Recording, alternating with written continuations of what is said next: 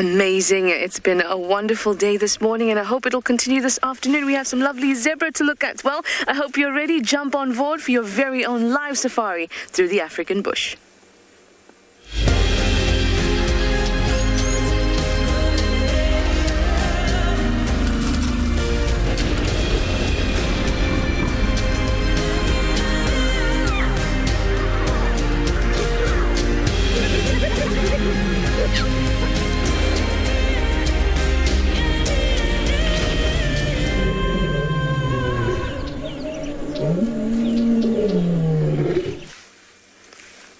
Hope that you're ready, you're all on board, and your first sighting of the afternoon are these wonderful zebra. There's quite a few of them, and they're all together, which is awesome. My name is Trishala, and I've got Theo on camera this afternoon at Djuma Game Reserve in the SABI Sands, the western fringes of the Kruger, and we are very, very happy to see some really nice large animals at the beginning of drive. Well, when it's warm like this, especially in the middle of the day, it can be difficult to get sightings. It's about 22 degrees Celsius, 71 degrees Fahrenheit, so I'm very glad to see these animals. They're all having a bit of a midday snack. Now, if you have any questions, use the hashtag WildEarth to chat to us. Ask us your questions, give us your comments. We'd love to hear from you. Now, don't they look lovely, just grazing along? I see 1, 2, 3, 4, 5 zebra. And of course the wildebeest there too. Now zebras like new, fresh, short grass, but they don't mind this dry grass either. And they'll kind of work together with the wildebeest.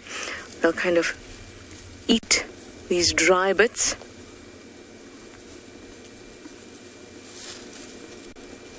See there, that's really dry stuff,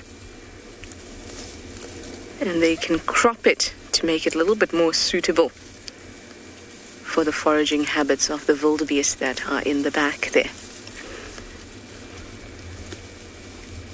We call this grassland succession because everyone is after the same thing. They're all after grass, although zebras will browse if it's very difficult to find grass, but they all go after different parts of the grass, which is really interesting. The similar thing can happen in trees with nesting habits of birds. We're going to talk a little bit about the ecology today and just how everything shares the space and affects the space.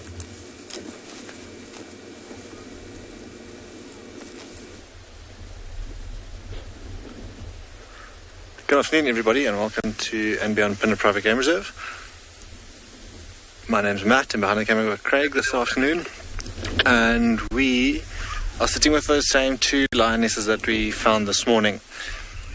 Luckily enough, they haven't moved an inch in the heat of the day, but on our way in, we saw a batalier take off. In fact, it's still flying up above us.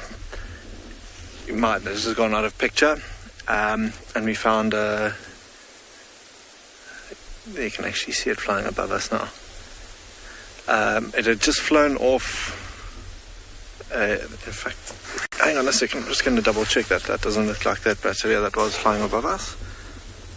That's in fact a yellow-billed kite, one of the first few that we've now seen return. But the batteria had flown off of a NGALA carcass, and remember we saw these two with bloodied faces and paws. They obviously managed to catch that NGALA and then had left it. They've had their full and then left it.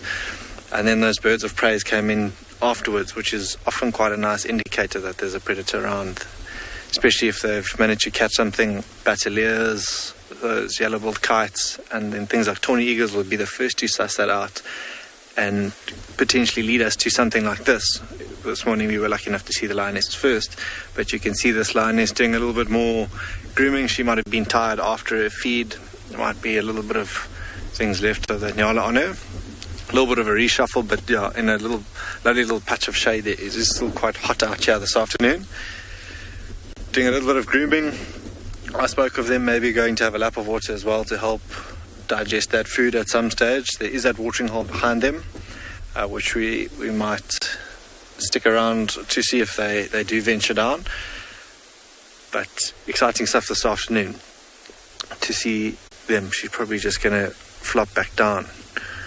Or often that grooming, if she yawns, that little bit of a shock of oxygen to the brain means that she's going to start getting a little bit more active.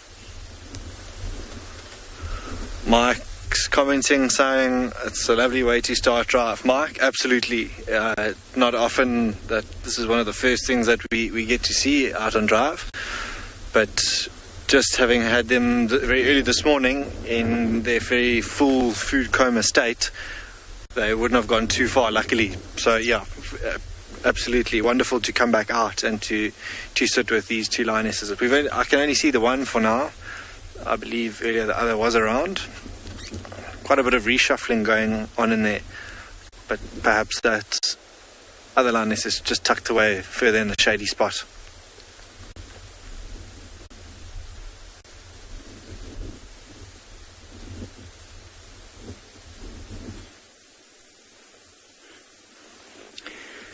So, right behind that bush, you can see there's an elephant. There we go. And it's just left the water. So, welcome to and beyond NGALA. And this afternoon, myself, I'm Yapi. Behind the camera, we have Gerrit. And we've just watched this herd of elephants.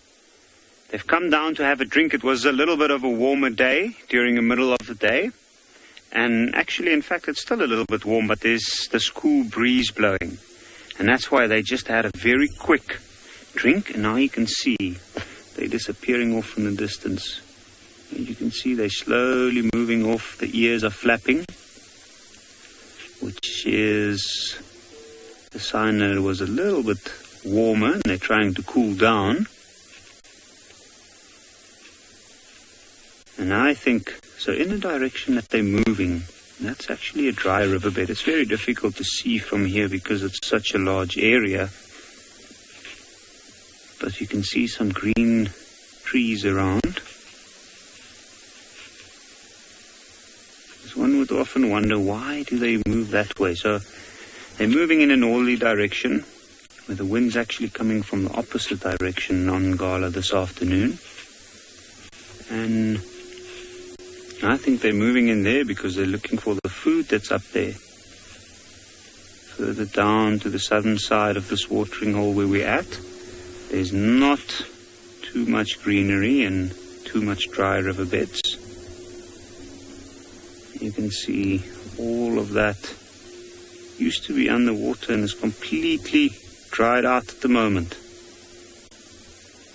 But there's still water under the sand, and that's where the elephants are heading towards.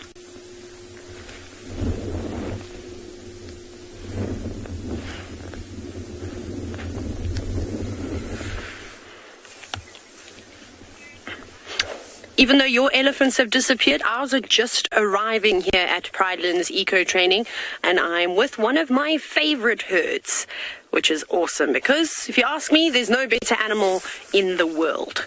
My name is Taylor McCurdy, and I'm very biased about elephants, but on camera with me today is Sebastian, and we're so excited to be here. So remember to send all your questions in, because this is a live safari. So it's quite a big herd of elephants, but they're all still making their way through, so we've just got a couple in the road for now. And the exciting thing is that they're only a few hundred meters away from one of my favorite watering holes, and it doesn't look like they've had a drink today. It's been quite chilly, but the sun has finally warmed up and the wind, well, it's lingering.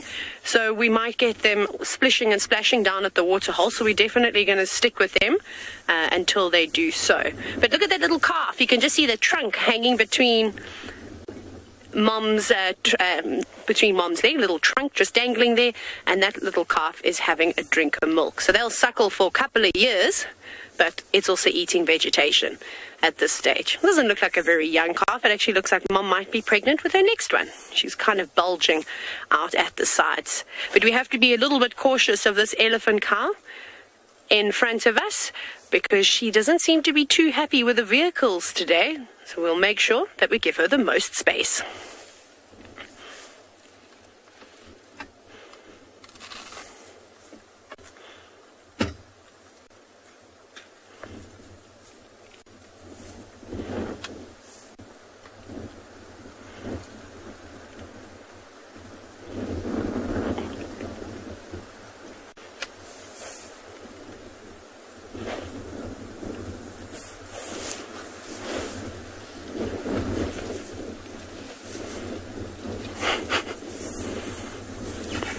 Except I'm just going to reverse because I think she wants to walk here.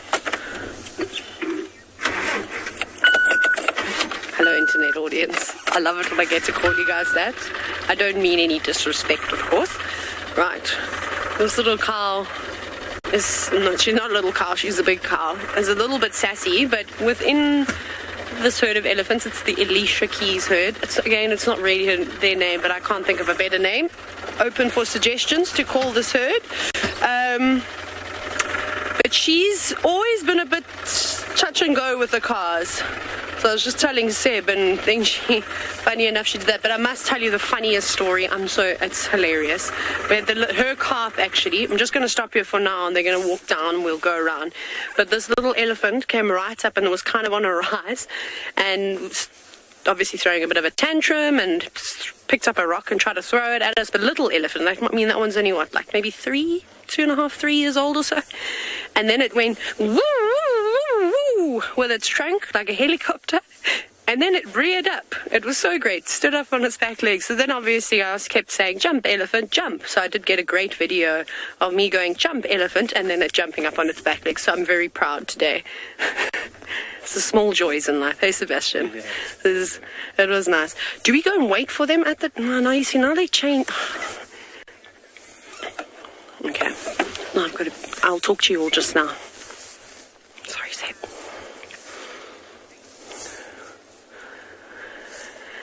Welcome back to your live safari. The elephants are on the move through the thickets on their way to the dam. So we're being very patient, and hopefully we will see them down there in just a minute.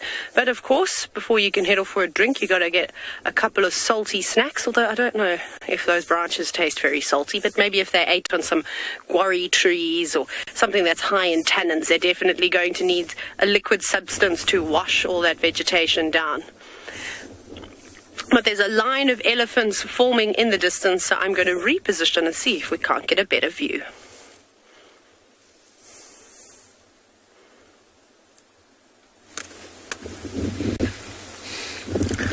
Good afternoon and welcome back to Djuma, everybody, where we have found a little journey of giraffe just meandering out in the bushveld. And the two boys there were actually having a little bit of a sparring competition a moment before. They're two youngsters. They need to practice their athletic skills and their fighting skills. Hello, everybody. My name is Steve, and I'm joined by BK on camera. And as always, we are very excited to have you with us. Excuse the sun in my eyes. I didn't realize how in my eyes it was until that exact moment. I need to catch my eyesight back again. But talking about eyesight, giraffe have got impeccable eyesight. And they're often an animal I rely quite heavily on in the African bush to find predators, because not only are they so tall, they're able to see over all the trees and shrubs, but their eyesight is actually very, very good. It's because they're quite an awkward animal, and they like to stay away from predators. They like to detect predators long before they sort of find themselves in a risky position. And on a windy day like this, I don't know if you can tell how windy it is, but most animals are rather skittish and jumpy on a day like this, because the smells and the sounds, and, well, if you've got good eyesight, invariably many of these animals have also got incredible hearing. And if you've got good hearing, windy days like this make it very hard to know what's going on. There we go. There's a little bit of a twist in the neck there. That is a young torchwood tree that these giraffe are feeding on, also known as green thorn. There's many of them in the area we have are very, very tall. Very tall. And those that have not gotten very tall will not. They're maintained at that height by giraffe and elephant. Beautiful little browse line. A very tasty tree. Very digestible, full of nutrients, and they've got very good root systems. So you'll always find the tortured trees with very green leaves, access to the water. And those two gentlemen are having a proper little feast.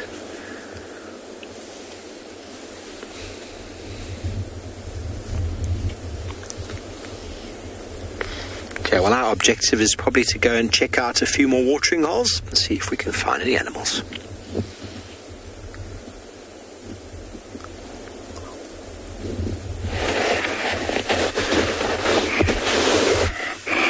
Hello, good afternoon, and welcome to Wildebeest Heaven this afternoon. My name once again is Isaac, and on camera I have Big James, and we are at the swamp to show you some wildebeest. This is a few that are left here this afternoon. Majority of them have crossed to the other side, and many of them have died. These ones will be crossing in the next maybe 1 or 2 days. Because there is not enough water here, it will force them to go towards water, and the urge to cross usually comes from there. This afternoon, our temperature here in the Mara is 27 degrees Celsius. Very comfortable, very pleasant. Remember to talk to me on hashtag Wild Earth. Any question, comments are very welcome. Me and my colleagues will answer you or assist you in something that you want to know. Thompson's gazelle at the back there, you see them. We haven't been seeing them off late, but it's nice to see them in between the migration. Here, these guys are very busy doing what they do best, mowing down the grass. And when they get tired, they'll sit down. As you can see, that guy there, very comfortable spot to sit because there is security all over. David, thank you for your comment. It is Wildebeest Wednesday. For sure, indeed, it is a Wildebeest Wednesday. It's no longer a ladies' Wednesday. It's a Wildebeest Wednesday. Yeah. A lot of eating. Yeah. Remember, these guys are here in full force. Everywhere I look, everywhere I drive, I see different one every day, and every time it's different.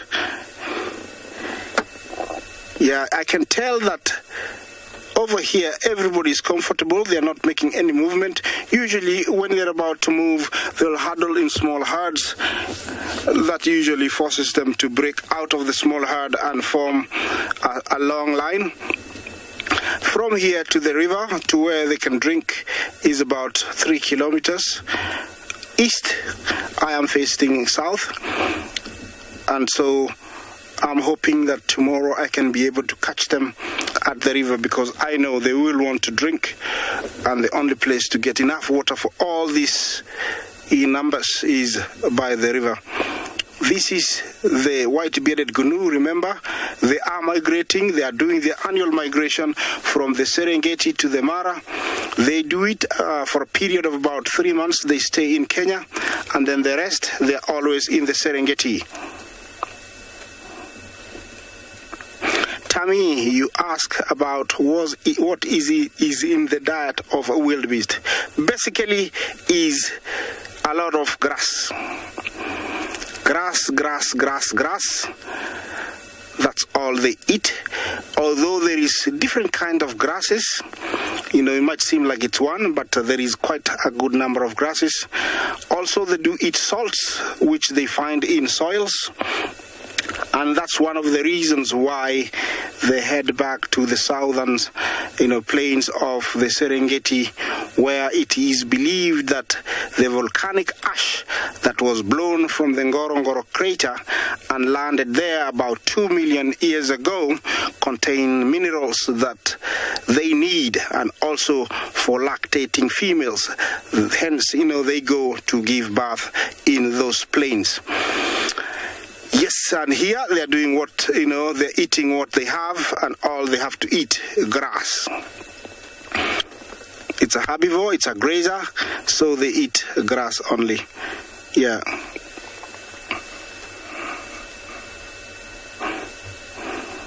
Yeah, I can see at the back there is a few that are deciding to start heading left. Usually it's a good sign that they're going to leave this area. Unfortunately, once they start leaving like this, then it means in a couple of days, all this area will be empty. And I'll be very, very sad because the numbers are reducing. They're going to the other side of the river where they will stay for how long, I don't know. But for sure they will come back, but I will miss them. So every time I see a movement heading towards the river, you don't know how I'm feeling, but I'm very worried that they're gonna leave me to go to the other side. So I'm hoping they can stay a little bit longer. Yeah, more and more gathering back there, moving to the left.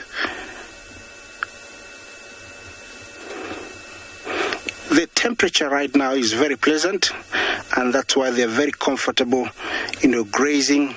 Usually, if it's too hot, you'll find most of them will sit to conserve, the energy so that they don't sweat. Like here, you can tell there is a few that are sitting. I think they got too hot.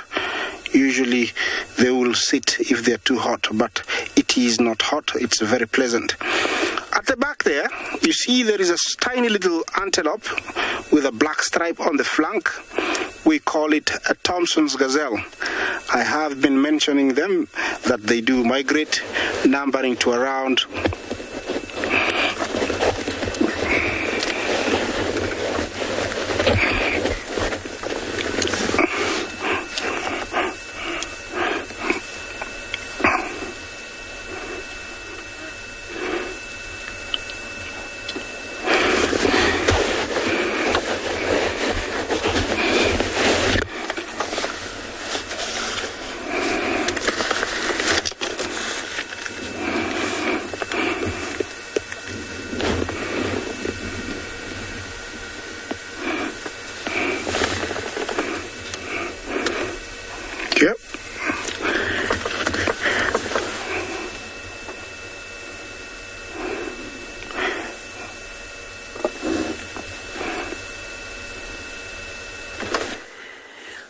Everything has calmed down for, well, a little bit. The elephants are now just feeding peacefully, which is good. Except for a few members of the herd, of course. But we'll focus on them in a bit. There's some adolescents that are misbehaving in the distance.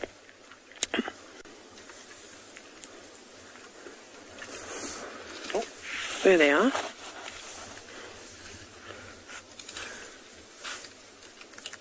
Have you still got comms? No, it's very quiet.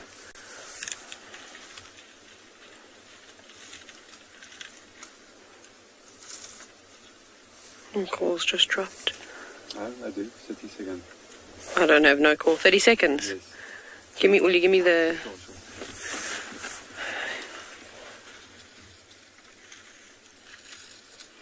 Sorry, everybody, I've lost the call. You want to talk?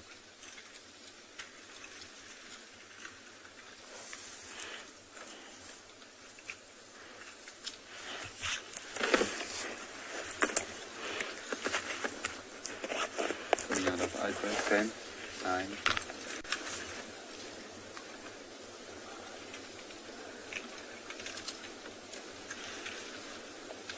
Lost, but we should be live. Welcome back, everybody. We are still with a herd of elephants here at PRIDELANDS as they munch upon some delicious sticks. Well, at what they deem delicious. I don't think you and I would enjoy eating them. Just checking. Sorry, I seem to have lost the call with our wonderful directors in Final Control who are telling us all sorts of things in our ears. But there's a little elephant. One of the cheeky ones that are very, very playful this afternoon. Apologies for the ringing sound. We're just getting in touch with everybody again. One of the joys of being on a live African safari, signal problems. But those can be made better by watching these wonderful pachyderms. So you can see that little one is struggling a little bit. Sort of got the gist of how to use its trunk, but it'll still need to train up a lot of those muscles.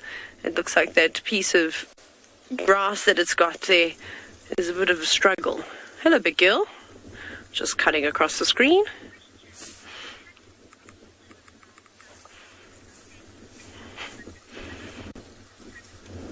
Hello, Kenneth.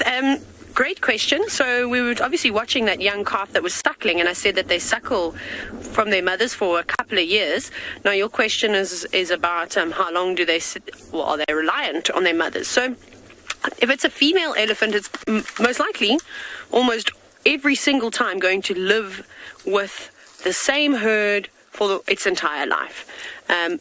But they will suckle for about 3-4 years.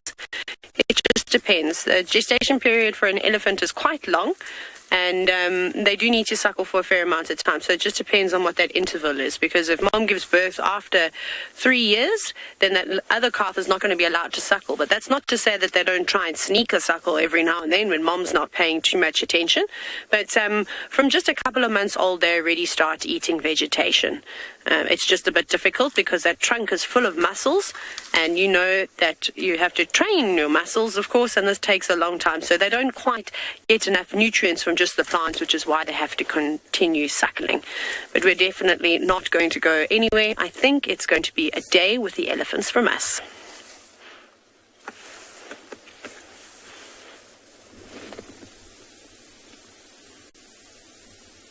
So as Taylor's not going anywhere, we are actually quite surprised to have found this little antelope out in the open like this at the moment. There's quite a strong breeze blowing here.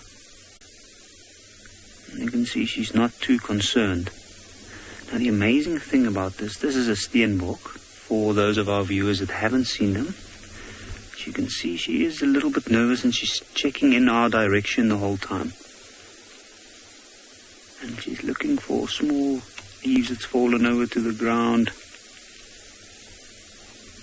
and nibbling at whatever little shrubs might be in between this dry grass.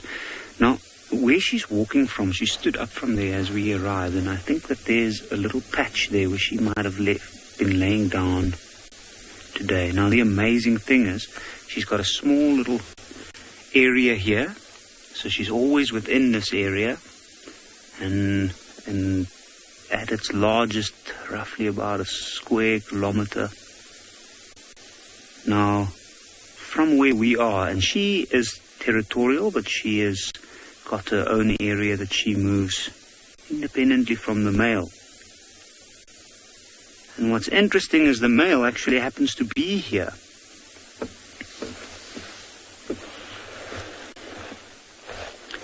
As you can see right over there. How amazing is that? You can see the two little horns, and that's how we can tell the difference. He also looks slightly smaller than she is, slightly smaller hindquarters.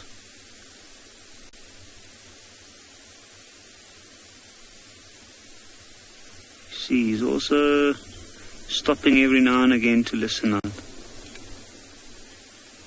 Samantha, how old is this steenbok? That is an extremely good question. I really don't know. It's quite difficult to age a steenbok. I do know that they take about a year to grow to their full size. So actually within 6 months, and then about a year they are ready, 9 months to a year, they're ready to sexually reproduce. And in this case, I know that I have been seeing these two around here for quite some time, but I don't know how old they are. You can see he's just disappeared behind that tree for now. I think they're moving a lot more this time of the year because there's a lot less food in a small area, so they need to constantly move to look for small things. Now he's disappeared, and the little female, she's still within her area. And what's amazing about this is the fact that they don't seem to be bothered about anything. I can see she's feeding right off what looks like a midden of some sort. So there's some dung on the ground. And I think maybe there might be a small shrub or green plant that's grown out of that dung.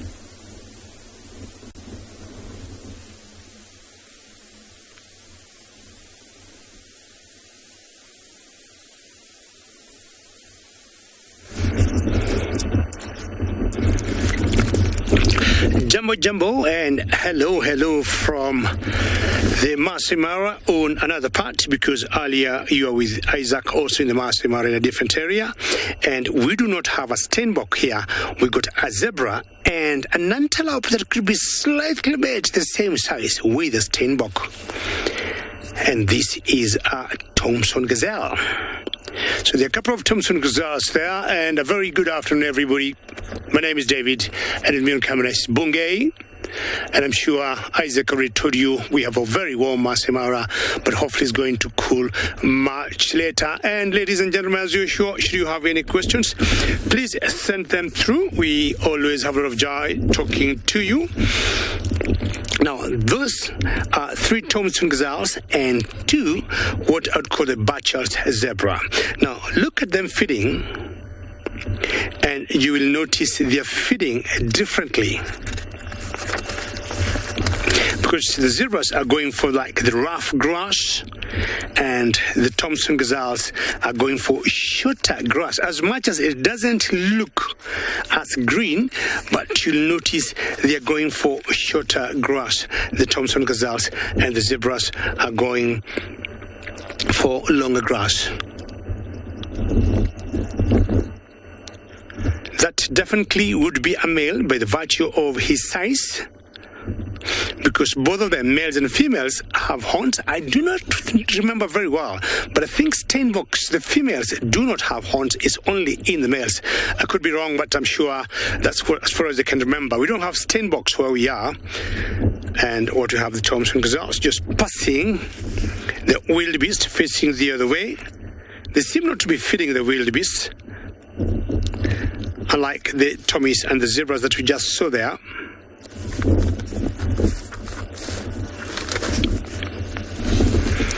Too hot, I think, for the wildebeest, one laying down, and the Tommy is always moving their tails as usual. Sometimes it's more of a reflex than having flies on their bodies, and the same case to the zebras. There's just a bit of wind blowing there, and I'm sure they are enjoying that cool breeze. Paula, wonderful to hear your name, and why will the zebras join the wildebeest in the migration? I would say it's a safety in general in numbers. The more they are in numbers, the better. I mean, you got this number of animals, be it zebras and wildebeest, or both of them together. That means more eyes, more senses, and that's how they're able to fight away or deal with would-be predators. But in general, Paul, I'm sure you know, we usually have more wildebeest than zebras by far.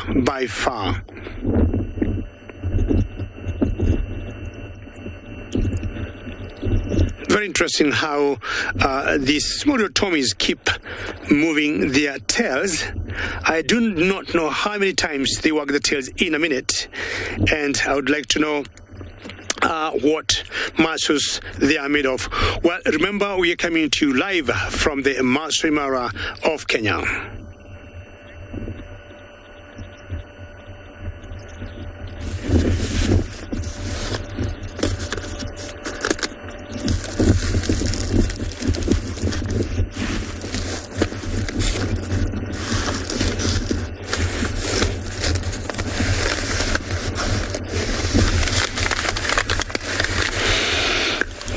I love Tommies because when I look at the small-sized antelopes we have in Africa, this could be the smallest. But of course, we got other small antelopes than this. We got what we call the dik-diks. We got another type that we call the Suni, S-U-N-I. And in West Africa, there's another smaller one. I think it's called the royal antelope, that are a lot smaller than this. You might think they are babies of the Thompson gazelle. So imagine the size of that Thompson gazelle, and look at something or an animal smaller than that. Well, we'll go to the trees or the bushes you see in the background there. That's where the Mara River is, and find out if there could be any action there.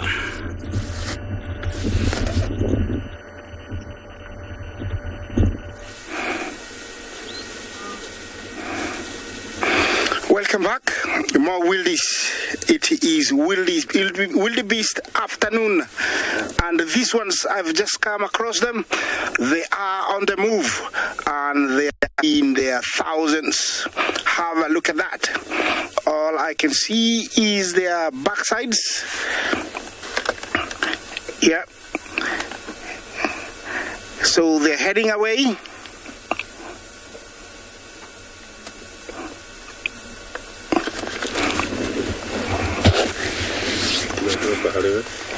Yeah. Yeah.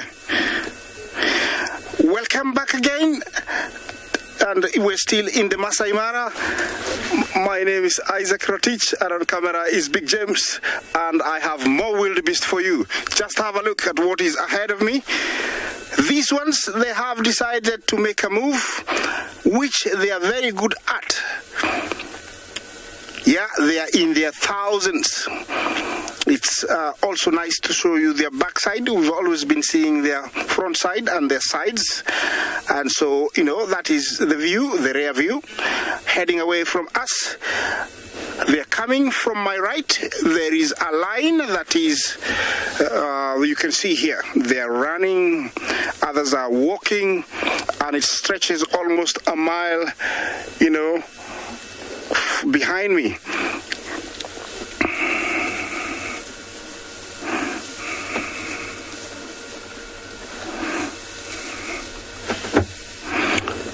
Is that risky? Your name, sorry, but do we get the white-bearded gnu only in the Mara? Yes, it's called the white-bearded gnu. Is the one we get in the Mara. The bridled, you know, those ones are found in Southern Africa. This is the most common one here and the only one. If you just hold on there, I'm gonna drive the vehicle, you know, 360 just to share with you, you know, how the line stretches.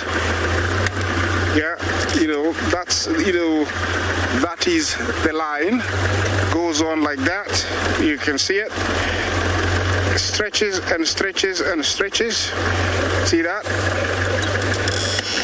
See how far it goes? And those ones farthest away are running. See them?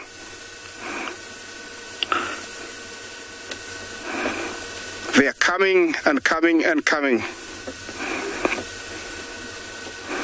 And it stretches for miles, as you can see. Those ones farthest away there will be standing and running towards us, not you know, long.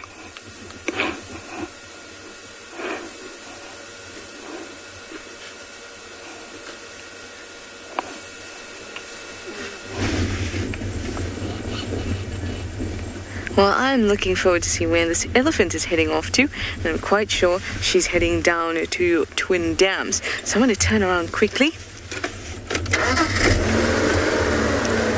The rest of the herd is just further in here, but once they see one coming down to have a drink, then they all feel a little bit of feeling left out. And they have a certain jig in their step, and they come down to the water. So I'm sure it's just a matter of time until the other elephants join her. Let's actually watch them from down here this time. Usually we pop up onto the dam wall, but let's watch it from here. Hello, lovely lady.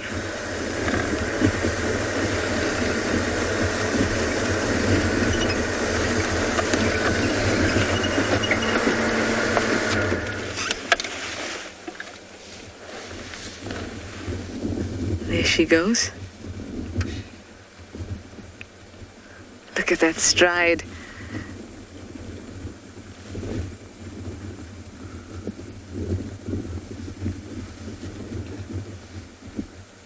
Cooler Bear, you'd like to know how elephants stay warm without fur? That's a really good question. Firstly, they do have little hairs on their body. It's not easy to see, but they do have it.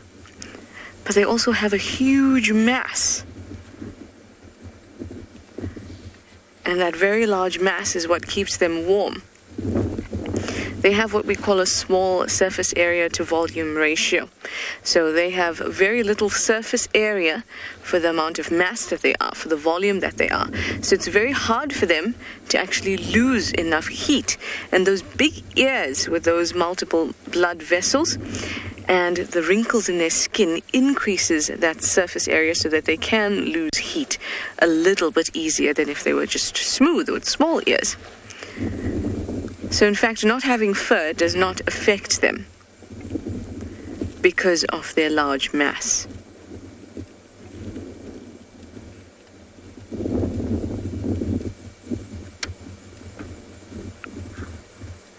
Now they can suck up anything from about 4 to 10 liters of water in their trunk. And you can see they don't use the trunk as a straw. Rather, they suck it up and then pick the tip of the trunk up and pour the water into their mouths. Or spit some out.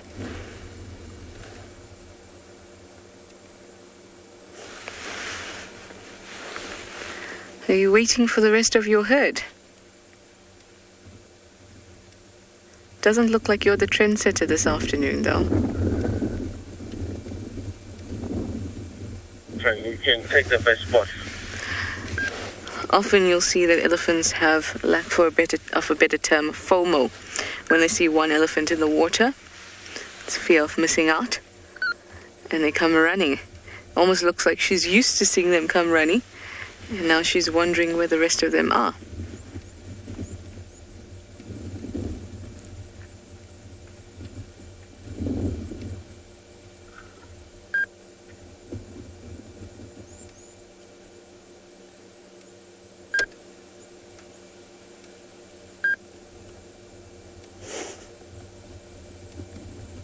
She almost looks like she's just playing a little bit.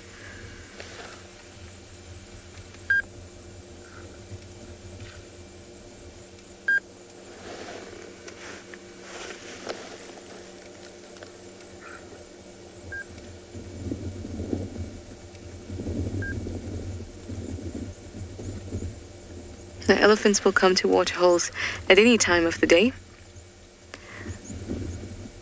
Right now is towards the end of the hottest part of the day, and many other species would actually prefer to drink as the sun is setting, as the sun is rising, when it's not beating down.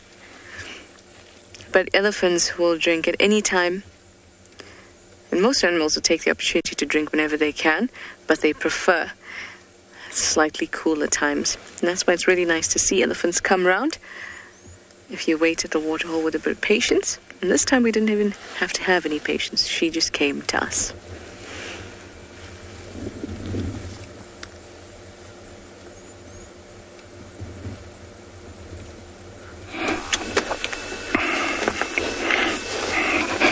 Welcome back. I have driven further behind towards where the source of the line was, just to see how many are left behind. And as you can see, there is still a very good number. Most of these guys here looks like they're resting. Some of them are, chewing on that grass. Oh, there is some elephant there. And also a buffalo. I don't know if you see it. It's on the way back. It's slightly stockier build. I don't know if you can see it. It's on the third half from the, towards the right. Yeah, that's where it is. Yeah, so all these, more wildebeest. As I keep telling you, I haven't shown you the same wildebeest twice. It has always been a different one. I don't think there is any wildebeest left in Tanzania this year because there are so many.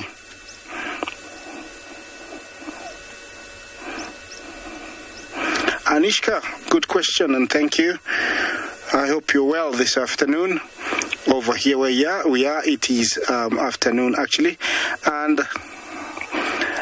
you ask if they stay in herds. They are always in herds. The only time there is privacy or the herds break is when a female is giving birth, but within a very short time the little guy is on his feet. maybe 15 to 30 minutes, and he joins its mother, and then they move towards the herd. They are herd animals. So, yeah, they stay in herds always. Yeah, this is a very beautiful area if to choose for them, because it is sort of, flat. There is water, plenty of grass, and if you have many of you together, survival rate increases, because if you have covered the whole area, then for sure there is no predator.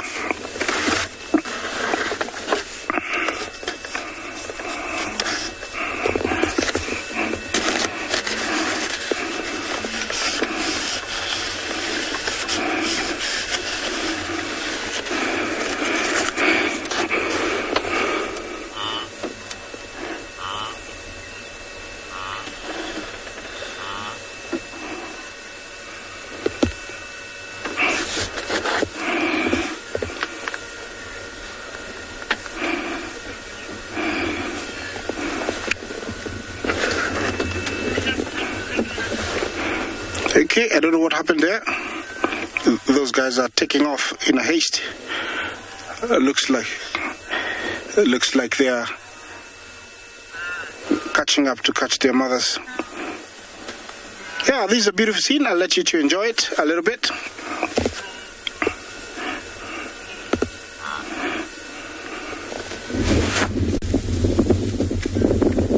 Welcome back to South Africa, specifically the SABI sands, with a very different kind of zebra. Although they are the same species, a subspecies. Don't know if you've seen the zebras in the Mara yet, but ours have now gotten very, disappearing into the thickets.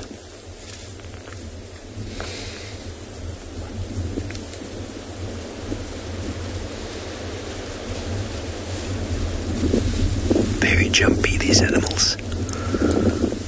The wind. Every twig, leaf blowing. There's a potential danger. Find predators very active in these conditions.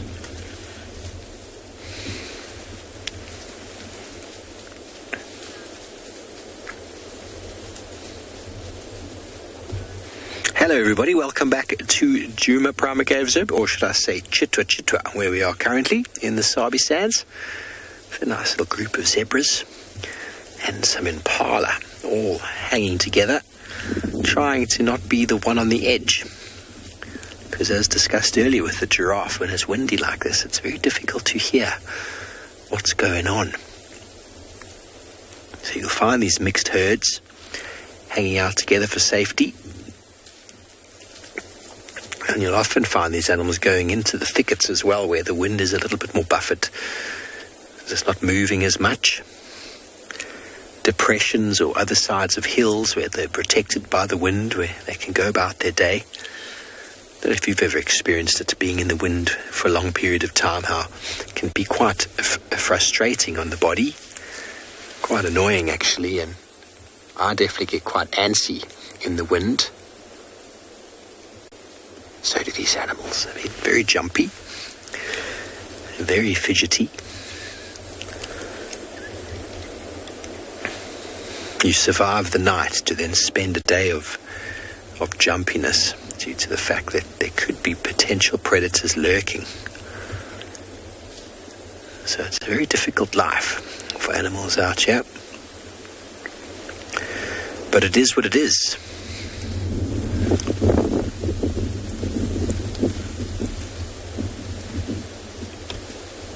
See how all their heads are up. There's not much. Yeah, those two got their heads down, but the others want to put their heads down, and then they put their head up. Put their head down, and it almost comes up almost immediately. Uncertain.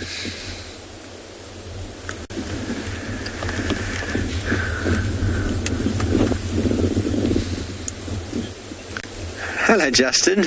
9 years old. You want to know how zebras tell each other apart? Well, they actually recognize each other First of all, when mum has her little youngster, they go away from the herd for a period of time, and they imprint on each other, which means that it's not just a smell, but there's a physical imprinting that they're able to recognize.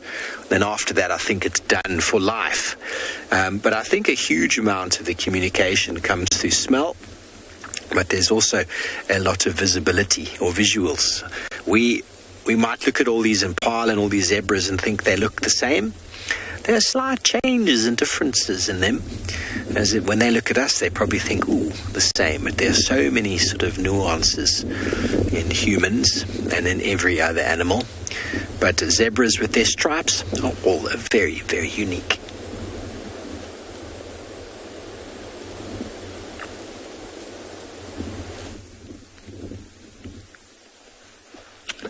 So we have left those two steenbok that we found along our way towards the lions, just to come and see what's changed and what's happening here. And look at that little one, all content. He's laying right next to his powerful father, and not a worry in the world. When we left them this morning, these two were feeding, and when we arrived, they were feeding. And there's the other little one. You can see she's cautiously approaching this carcass. Oh, a small lion cub like this, even though this is her family, and even though she is safe from other predators and other lions, just the nature of this animal makes it that at times a situation like this could be dangerous for small lion cubs like this. They're much younger than the rest of them. Those older cubs will fight to get to the food, and to fit into a lion pride, and also to first learn how to survive. We have a lot of lion cubs die off, not only because of other dangers, but often even because of their own pride members.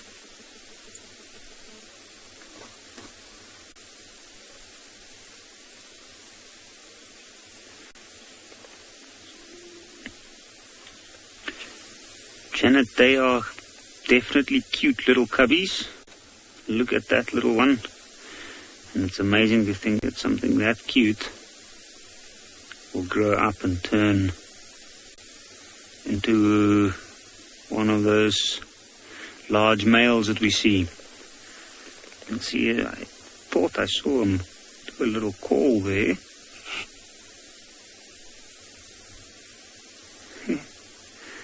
Everything's drawing his attention at this point. He's a very curious little thing at this stage.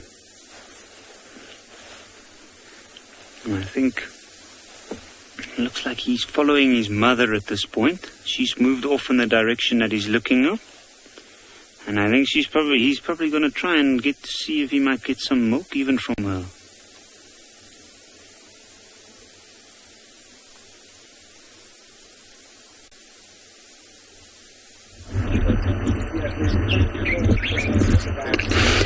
How wonderful is it to see some cubs feeding? Well, I don't have anything feeding at the moment, but I've gotten to the Mara River, and if anything could be feeding here, it could be a crocodile or crocodiles, or maybe sometimes lions feeding on those animals you're seeing on that riverbank. Now, I am on the Mara River, and you can see when the wildebeest cross, see what they go through.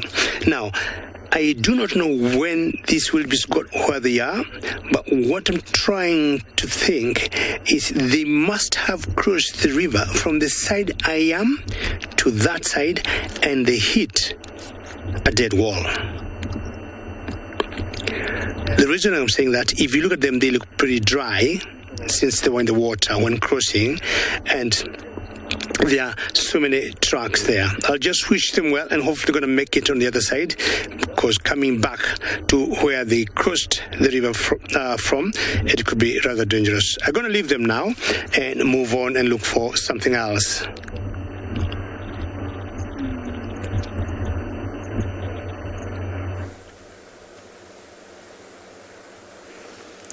We've managed to wait long enough for the rest of the herd. A very small part of the herd, probably large part of a larger bunch that are not too far away, and they've come down to have a drink.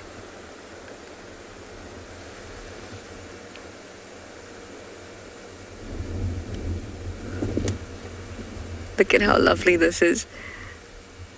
We have small, medium, and large having a drink here.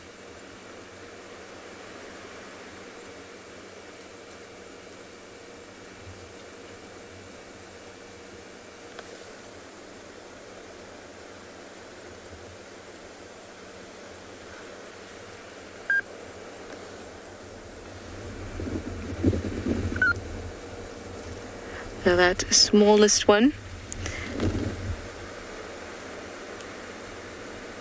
is about 3 years old, between 2 and 3. The medium-sized one is about 5 to 7. Linda, you'd like to know if it's a myth that elephants have a great memory. It is not. Elephants certainly do have a great memory. In fact, they have a very well-developed brain and memory center. And they certainly do remember pathways to resources, especially water, from when they were very young to when they're quite old. And that's why we say that the matriarch is the most experienced of the herd, most experienced female, and generally the largest, but not always. And she has a whole lot of memories about where she went to find resources at one point in her life. So they certainly do have a great memory. Anyway, guys, if you want to continue watching, please go on to YouTube and see what else the safari has to offer. We have 2 more hours left. Just type in Wild Earth, see what else unfolds, see if we get a leopard as the sun dies down. But for now, thank you for your questions and your comments. We will see you tomorrow. Bye for now.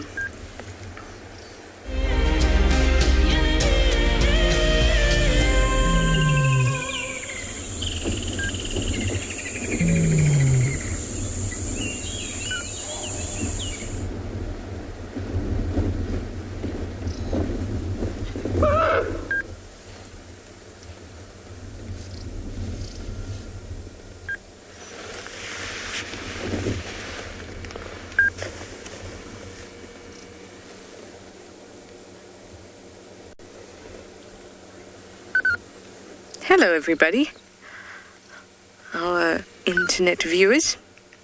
We're still here at Twin Dams. Everybody is having a drink. You know me, it's me, Trishala, and we've got Theo on camera. Yes, it's quite warm, in the sun at least, and then as soon as we start driving it's quite cold. So we're a little bit confused. I'm sure these elephants are feeling a little bit confused too.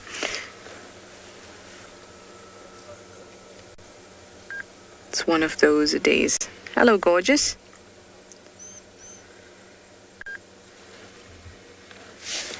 Now she seems to be missing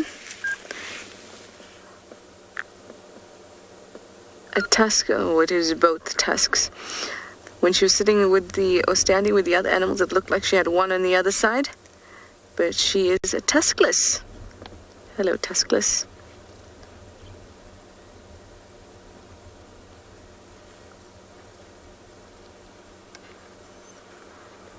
That is a recessive gene, as you have probably heard. Tusklessness is quite prevalent, especially in areas where poaching for ivory has been extreme. Not even extreme, just where there has been poaching, because those elephants that did have the gene for tusklessness survived those times because they had no ivory to offer the poachers. I've seen a few cows, tuskless, out here, but it's definitely not very, very common.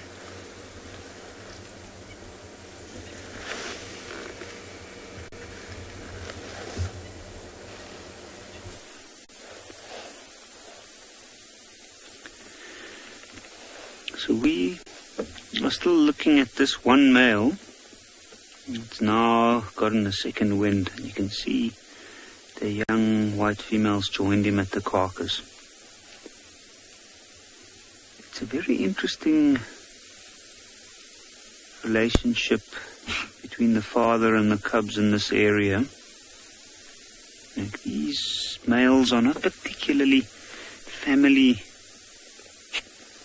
orientated males, and in fact they usually chase all the younger ones off when they are at the carcass, which is exactly what happened here. But now he's let that young female come in, and I think that's because he's got the bulk of the meat left there where he is. You can see he's struggling really bad. Look at him bent down completely. You can see the young white male behind him. Looks like he's not included yet.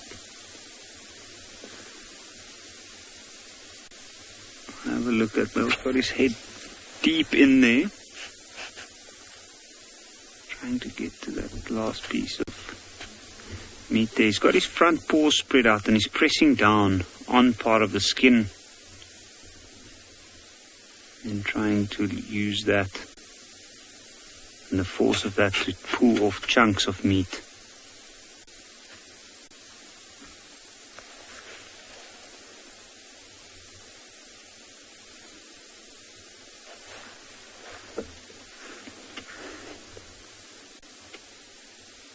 Now I wonder how long we're still going to see him with his head in there.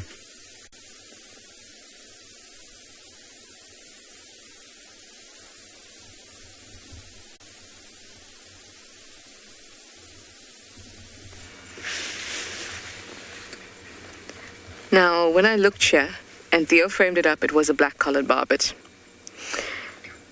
And then this crested barbet just chased it off that exact position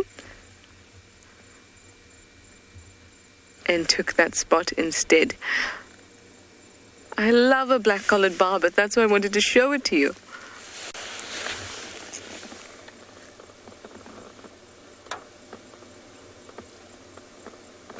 But no. That was really funny. I looked down for a second and then I looked up again and it turned into a crested barbet.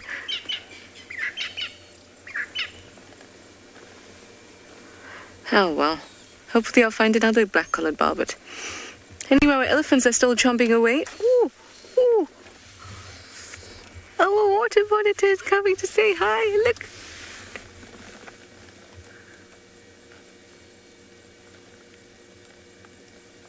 Hello, friend.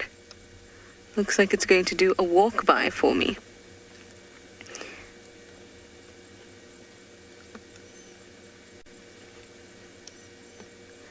It's coming from my steering wheel.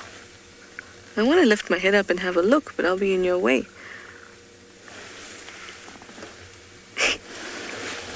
I'm being attacked, everyone.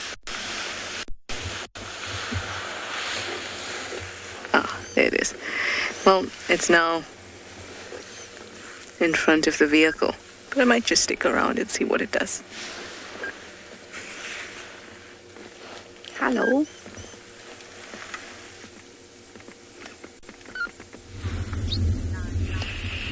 Well, from a very large lizard to an even larger lizard in the form of a crocodile. Good afternoon, everybody, and welcome to Chitwa, where we are on the banks of Chitwa watering hole, looking at a very decent-sized crocodile. Not as big, though, as the average crocs you find up in the Mara at this time of year with the migration. And hello, everybody. My name is Steve, joined by BK on camera. And what we also have over here is not the same as the migration all the way up in Kenya. We've got two very lone wildebeest over there. Almost feels like the scenes. Where have they gone, BK? We lost them. Now, that's how many there were. We've lost there to the right. A little bit more to the right. just walking up the hill. The migration here is so pronounced we can lose them. So this time last year I was in the MAASAI Mara with the migration with uncountable, unknown numbers of wildebeest. It was a really, truly magical experience. And it was also very green, very contrasting to what we're seeing here in South Africa at the moment, with regards to us being right at the end of the dry season. But in contrast as well, those of you who were with us last year will remember how desolate Chitwa used to look, or looked last year, with regards to lack of water. We had a very, very dry year last year, very big drought. And when we look at the watering holes, look at that, it's still a monstrous amount of water. Still hippos are very happy, and animals will be flourishing in these areas for months to come. And our crocodile is just going to chill, teeth out in the sunshine. Not quite that hot yet because the mouth is closed, but definitely not the kind of fellow you'd like to bump into on a casual swim. Hey, BK? Oh, no.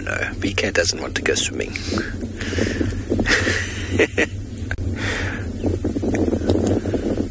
Wonderful scenes.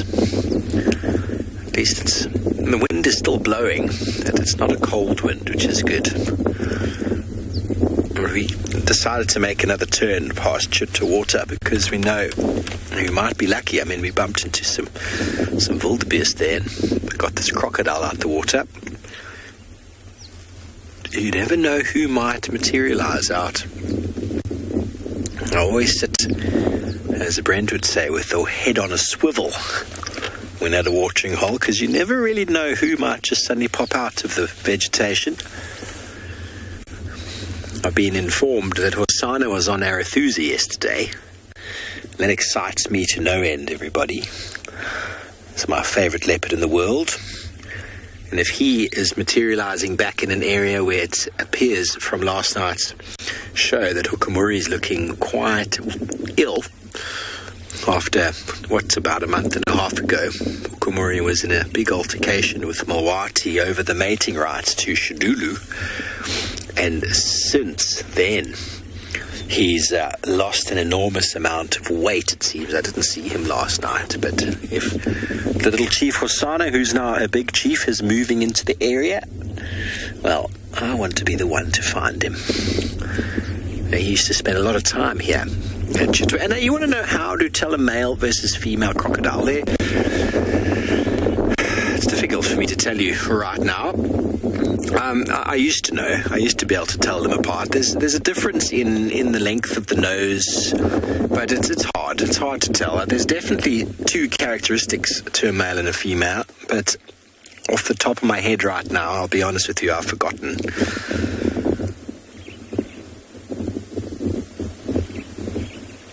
I'll have to look that up again and come back to you with that answer, because it's got something to do with the nose. But then this one's got a very nice nose and some mighty white-looking teeth.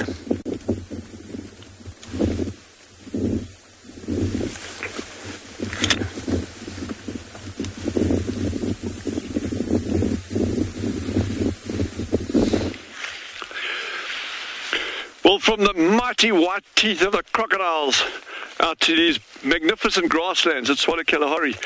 It's wonderful having you with David and myself, Dylan. David and Goliath, or Goliath and David. So we're actually just admiring these grasslands over here, and we can chat about it a little bit. One of the key things that we're seeing in these areas is a high lion density. Well, a relatively high lion density compared to the rest of the reserve. And it's these apex predators that are actually maintaining the existence of these grasslands, not the herbivores. Anyway, we can get into the ecology of that a little bit later as well. But it's just wonderful having you with. My finishing school classes ended a little bit later. I missed the first hour, but it seems to be helping somewhat, so I'm really pleased about that, and I'm sure you will be too. But I think let's just go out and explore it. I've got nothing particular that we're going to be looking for this afternoon, but it's just going to be a gorgeous afternoon. Thank heavens it's warmed up. This morning was freezing cold. By the time we finished our drive this morning, it was, I don't know, probably 1 degree out here. I think with the wind chill, it was a bit cooler. It was very cold. But this afternoon is absolutely gorgeous. So let's go see what we can find and just have fun.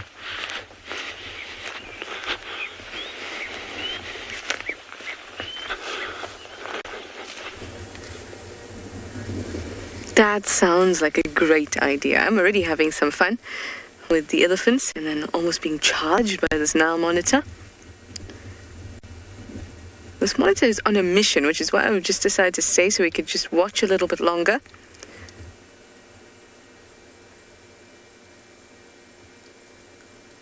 Maybe there's something tasty that it can smell. You can see that tongue is out. What do you smell?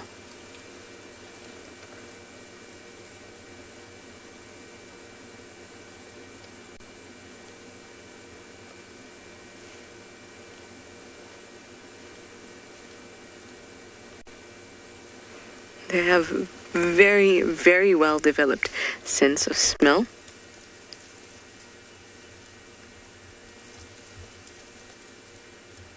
And of course that... Oh! Did you get something?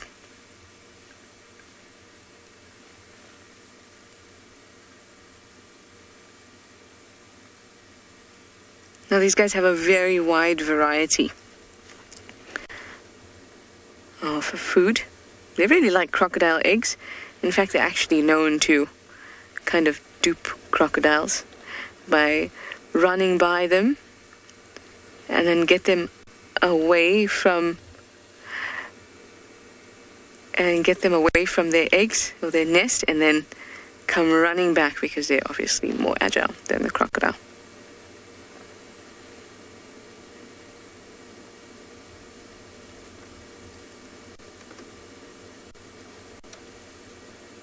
Pink Bunny, you wanted to know what is a monitor lizard's predator? Well, definitely they would not want to come up against an adult crocodile, especially after they've been raiding the nests. Look at this guy. Large birds of prey, I mean, at this size, when they're pretty much an adult, they can grow to about 2 meters or so. It'll be difficult for a bird of prey, but when they're younger, they're taken very often by birds. Hornbills really like a good monitor lizard.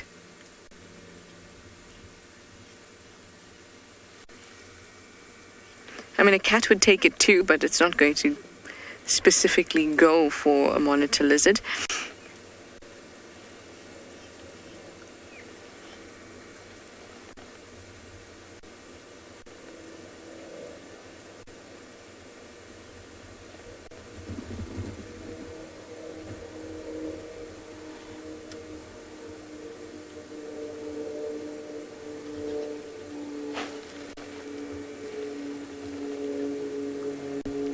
What have you seen?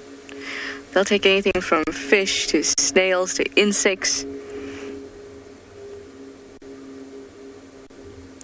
Even if they can get their jaws around a squirrel, they'll definitely do that. Small mammals, scrub hairs. Rex. I think it's out to get a meal. It would have been soaking up the sun for a long time today. And this is a good time to be out. Obviously, it's a reptile, so it needs to have sufficient energy before it can go about hunting.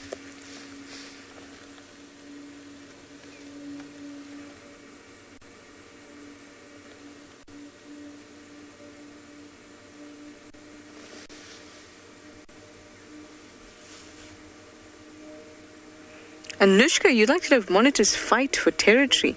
Monitors can be very, very territorial. While they may not fight for territory, definitely if someone comes into their territory, there will be a fight.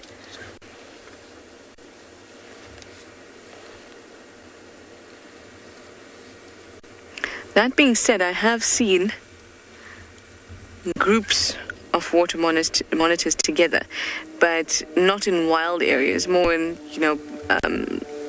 like lakes and botanic gardens and parks and stuff like that. I've seen lots of them together, and behaviors can change when animals are in that kind of situation. But out in the wild, they are territorial. Let's now listening to the airplane that you may be able to hear as well. I'm going to stick with it just a little bit longer and see if it manages to get a kill. Look at it looking up. That's quite cute. And hopefully it will.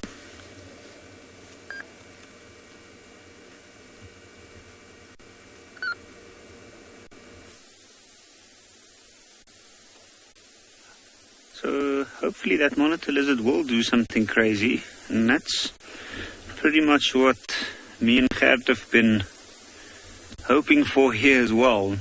The craziest thing that happened is that big male looks like he's literally passed out from eating too much, and he is literally sleeping on top of the dead giraffe with his head.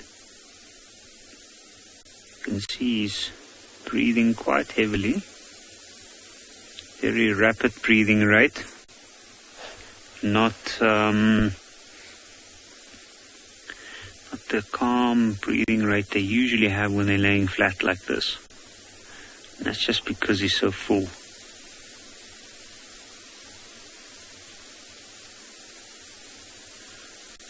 I think he's also enjoying some breeze. You can see the young females now feeding on the tail end of the giraffe, which has got significantly less meat than it had this morning.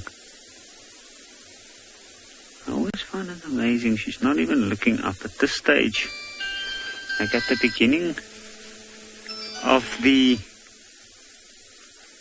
meals, they usually eat a lot less. They eat a lot more and quicker, but they usually stare around a lot more. And then towards the end, once they've been here for a while, they just put their head in there and they don't even look up.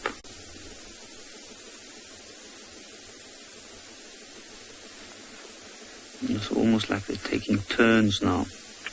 See, the young male just put his head up to have a quick look. Decided not to. Now that's a lot of meat. And this morning we had the question of how many lions in this pride. With the males it should be 18 of them altogether, and the 2 young cubs.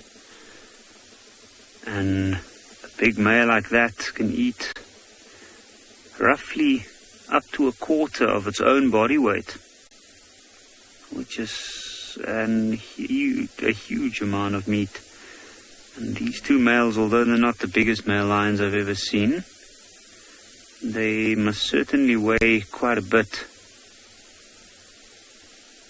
And the amount of meat they have eaten is probably close to about 30 kilograms, more or less, maybe even more.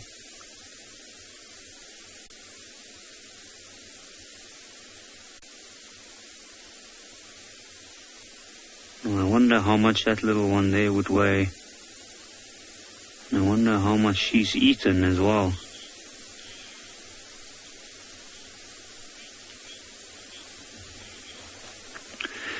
Diane, that's an extremely good question.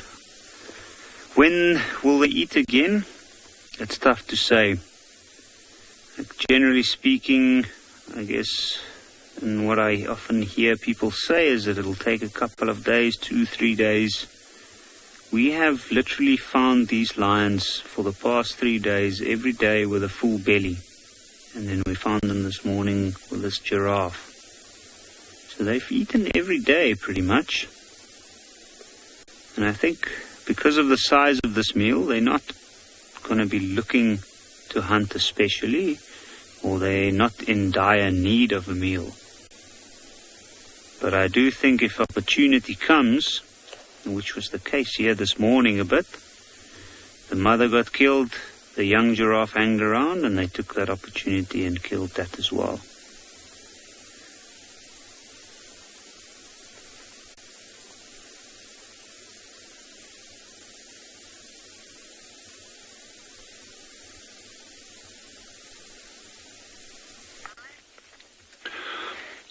beautiful birds that we got, and I really do think they're beautiful. Some of you might think I'm a bit odd, because they're fairly like drab, greyish brown colour with little white rumps when they fly. But they are really, really awesome birds. These are wattled starlings. We've seen them before a couple of times. We've actually looked at their nests. But what I'm enjoying about this particular group here, and maybe they'll do it while we're sitting here, maybe they won't, but they're actually feeding in these open grasslands. And this is particularly telling. And why I say that is, in other areas where there's a low predator density, apex predator density, you get a lot less grass cover. And in consequence, a lot less grass cover means a lot less insects that will feed on grass, especially species like termites. And that in turn means insect-eating birds, insectivorous birds, like these starlings, will have less food to go, and so you're more likely to get them in these grassland areas. And in fact, okay, this group's disappearing. I'm just trying to see, there is another group, but they're actually all in the grass, so we're going to battle to see them there. But yeah, so you're getting all, as we're sitting here, there's actually a number of groups of these birds. Some are on the ground, some are flying around, sitting in the trees. But it is so interesting to see the difference in areas that are denuded of cover as opposed to areas that still have good grass cover. And when I say it's apex predators that drive that, they are absolutely critical to maintaining ecosystem health. Doesn't matter whether it's in a rainforest in Costa Rica with jaguars or the Pantanal or polar bears or wolves in Yellowstone or whatever, but apex predators are crucially important as drivers of ecosystem health. That is oversimplifying it in a large extent. I mean, you can talk about fires and droughts and whatever, but apex predators are very, very, very important in systems. And it's just particularly noticeable here where you get some good grass cover in areas where there's high lion densities. There's always a ripple effect in nature. If you got a species, it'll have a ripple effect on others. If you extract that species from an ecosystem, that'll in turn also have a ripple effect. And the analogy that I use, and this is a crazy one, but just hear me out for 1 second here, it's like, if you're going into the face of climate change, which we know we are, you're welcome to dispute that. There's a lot of solid research that supports that. But in the face of global climate change, would you want to be trying to conserve intact ecosystems with all its role players, including the apex predators like lions and spotted hyenas and wild dogs and what have you? And not just the predators, I'm talking about right across the board.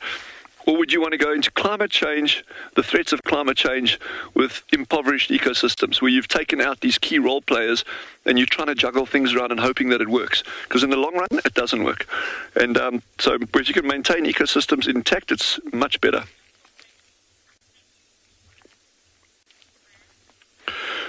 Brad has asked a challenging question to answer, and yet a very interesting one. The question is, how does wind affect birds? So there are some birds that we get out here that just, I think, I can't say they don't like wind, because that would be kind of like implying a human thing to, well, they like it or they don't like it. But they can function better in less wind. And that's particularly noticeable on your very, very small passerines. We've got little cisticolas and those desert Cape pendulum tits. These are minuscule little birds. Desert cisticolas, tiny little birds that inhabit these open grasslands. Stacks of wind is not great for them, and they tend to keep lower down in under the grass cover, that kind of stuff, which obviously opens them up to the potential of more predation. Other birds thrive on wind. Take an albatross as an example. An albatross on the high seas must be exposed to huge winds every single day of its life for years at a time sometimes, and it thrives. So it's a challenging question to answer.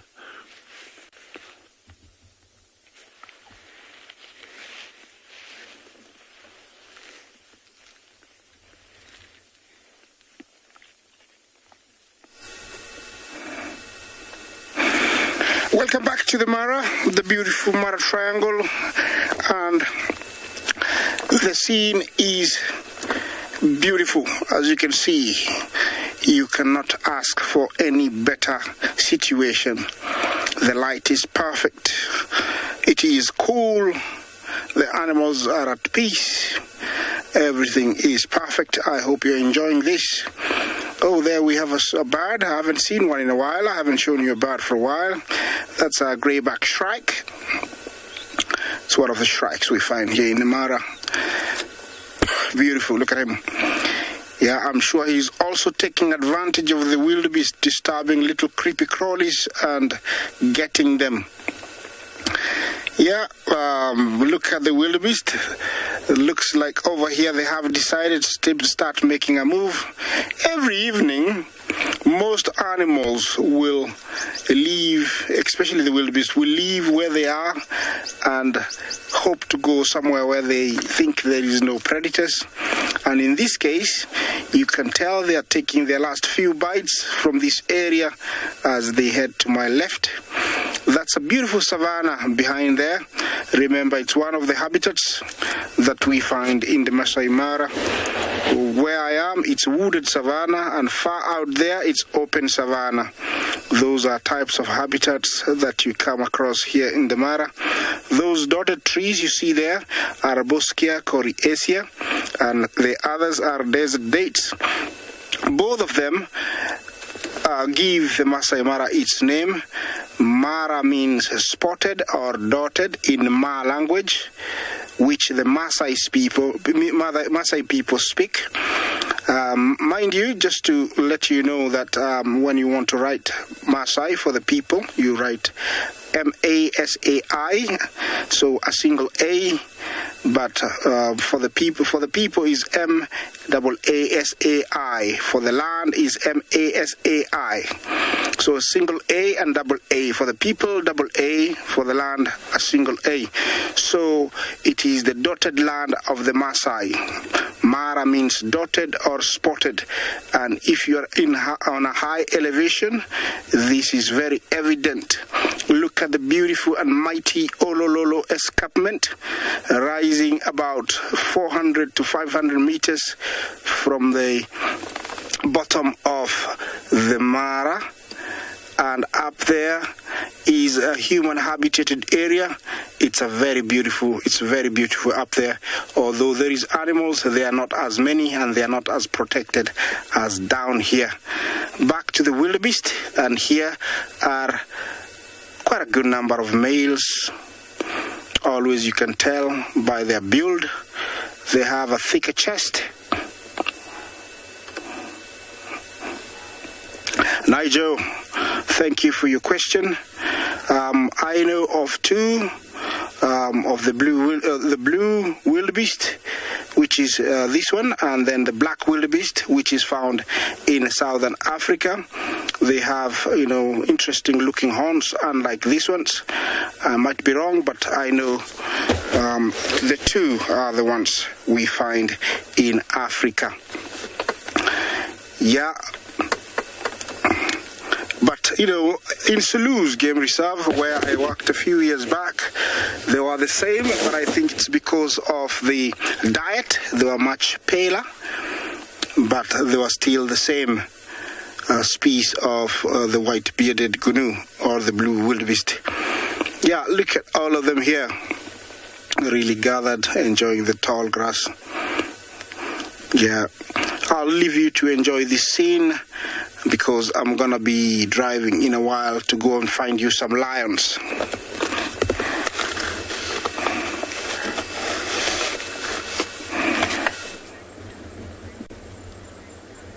That would be great. Lions would be awesome. I feel like I haven't seen lions in too long. At least you guys will get to see them. Here is a different water monitor. It's much bigger than the small one that we saw.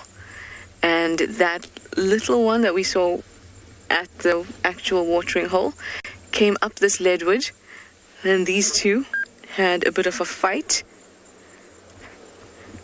and the smaller one is still in the leadwood. I just can't see it anymore. It climbed further up. This one is making its way into that crevice.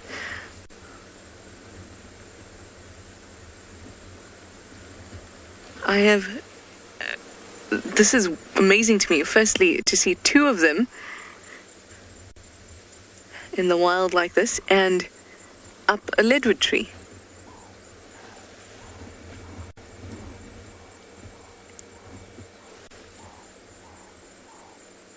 It was interesting because we were just talking about them defending areas. And this bigger one definitely won that little scuffle.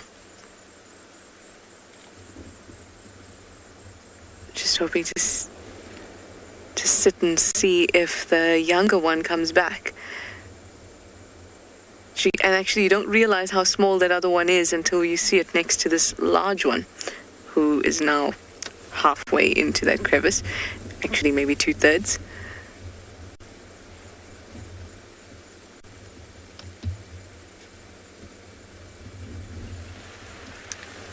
Oh, I see the smaller one.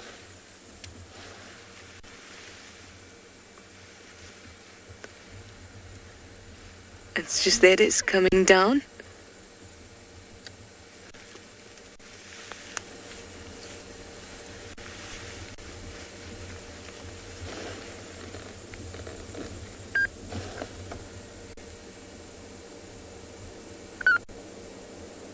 Yes, we're still looking at you.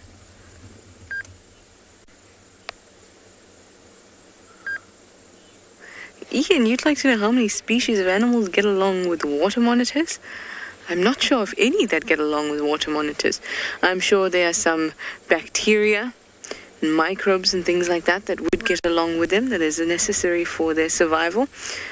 We often take that for granted. So many microbes are necessary for the survival of animals, but I'm not sure of any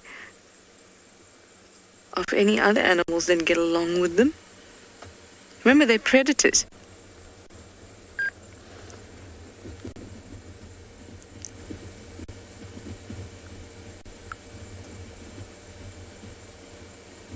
That's a good spot to look for some eggs.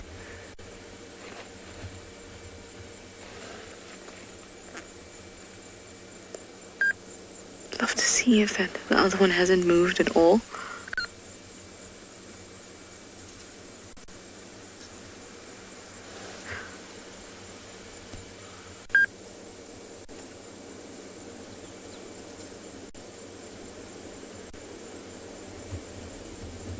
It's almost going to look for it.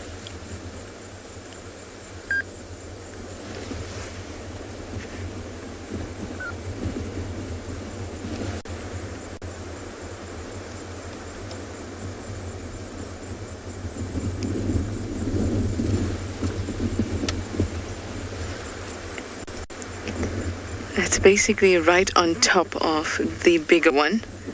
That's just that the bigger one is inside of that branch that the smaller one is on top of. It's about to approach it. You can see both of them there.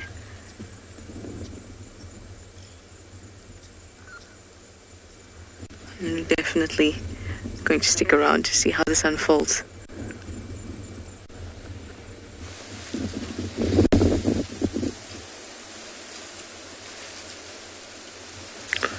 Hello everybody.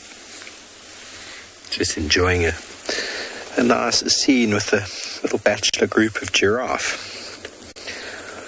And this fellow has spent 5 minutes feeding on a tambuti tree and has now moved across the little pathway to feed on another tambuti tree, which is quite amazing in fact.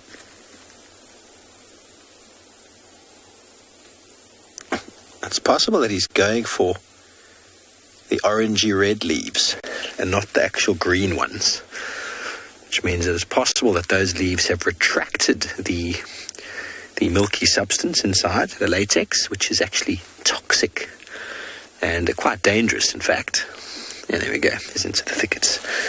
Now let's move up a little bit, see if we can get you another view. There were 5 males at one point, and now they've all done what giraffes do. Amazingly big animal can just disappear like that. Okay, got another one up ahead here on the right. There's something I'm unsure about, is they don't touch tambutis in the beaks. Are you happy with those two over there? They don't touch tambuti in the growing season, when they're actively growing, but they seem to feed on them now. And there's another tambuti they're feeding on. So, very hard to tell. I'll try to find myself a tambuti and see if the leaves are lacking the milky latex But they are, let me just double check that is a Tambuti. It looks to me from here to be one. It's been pushed over. That might not be a Tambuti, that one, but I think it is.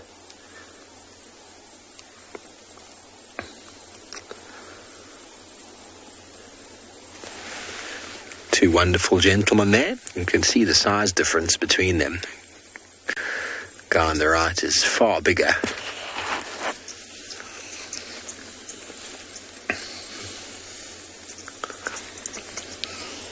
You might be able to hear the oxpeckers. King of the castle, that one, right on top.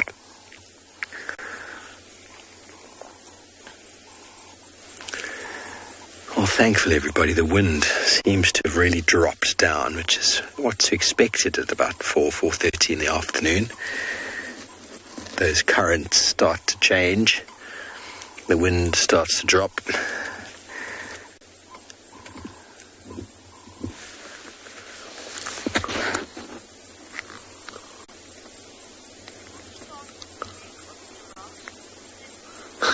Hello, Sydney. I have no idea how strong the neck of a giraffe is, but it would floor you.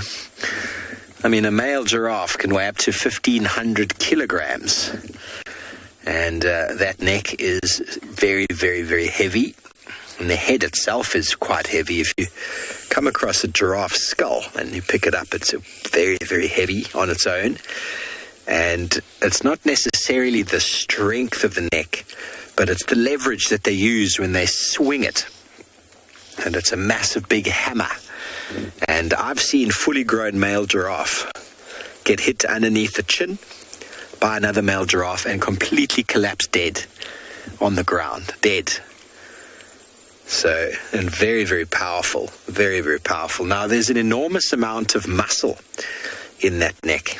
We go to the one on the right, BK, sorry, the one on the right is the big guy. He was lifting his head up. Now, there are muscles all down the front and all along the back of that neck and all along the sides, which enable him to move his neck left, right, and specifically down for feeding. Now, the neck, as I said, is quite heavy, and the head's quite heavy, and there's a ligament that runs all the way down the back of the neck and attaches to the back. Very short back, but that ligament actually keeps the neck at that sort of 60-odd degree angle without any effort. Now, if they want to move, they have to use muscles to pull that ligament in every direction. It's very easily noticed when the giraffe go to drink. They pull their head down, and when they let go, it flicks back up. So it requires no effort to keep the neck up. Not like you or I, if you find yourself craning your neck for a little bit, you start getting a sore neck. We are not designed to be doing that with our necks. So a giraffe with their very long neck, lots of muscles. It's taken a very long time to get to that size, of course, and it's not only for feeding, but that swinging motion for fighting against other males.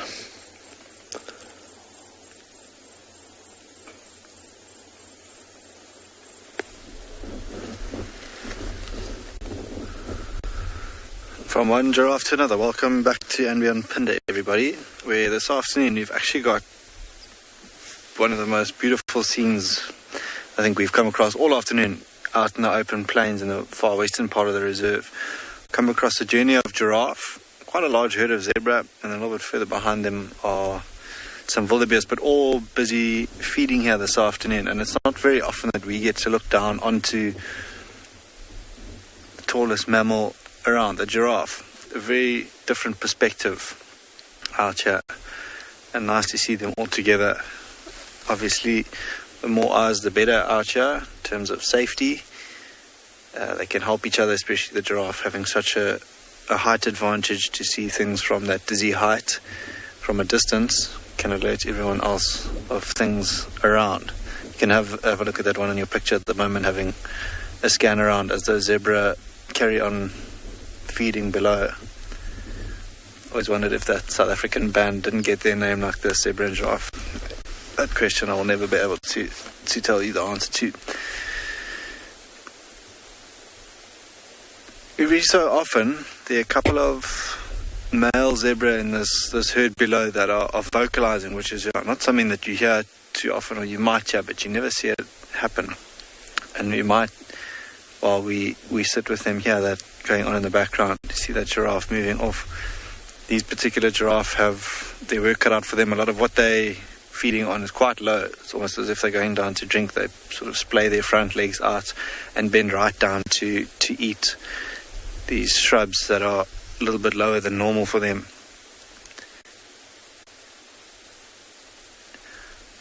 But I'm hoping that one of these giraffe walk. It's actually really interesting to watch them walk. They've got what they call a side gait, so both left legs will move at the same time, and then both right legs. But when they run like dogs. When they're both back legs overtake their front legs. Might, hopefully, a little bit higher than this one in picture is one moving across, which we might be able to see in a bit. There it is. But as I say that, it moves behind a couple of bushes there. Now you can see that both right legs and both left legs. Interesting to see the way they walk. Just having another scan around here, we might be able to see things like maybe some rhino if we're lucky. We set out this afternoon also in this area to see if we couldn't find cheetah perhaps. Haven't struck gold with them. But also down in this valley where everything's busy feeding this afternoon, it's actually really protected from that wind that has been relentless all afternoon.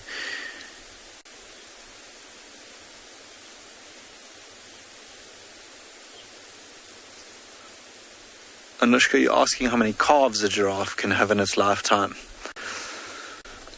That I wouldn't be able to tell you offhand, but I can imagine a handful or so in a giraffe's lifetime. I mean, their lifespan is about 17 years, around there, 15 to 17 years. So I'd probably guess at about 5.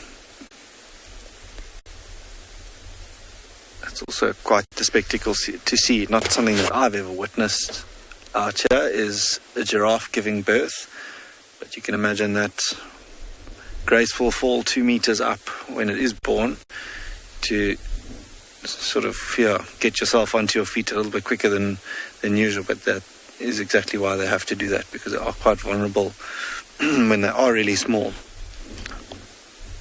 Giraffe, but you can have a look at them all now ruminate, or that one on the right hand side of your screen ruminating. It almost looks like it's got a piece of chewing gum in its mouth as it does that.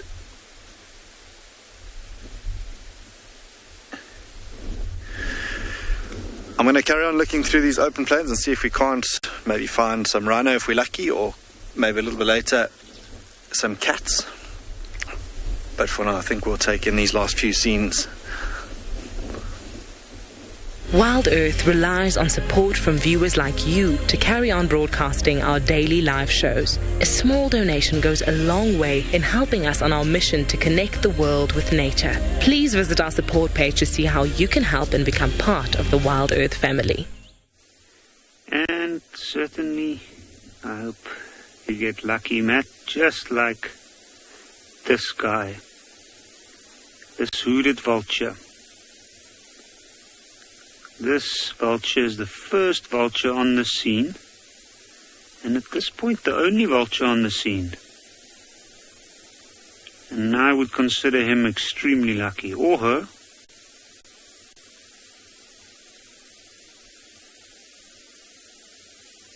And have a look. Just watching the scene.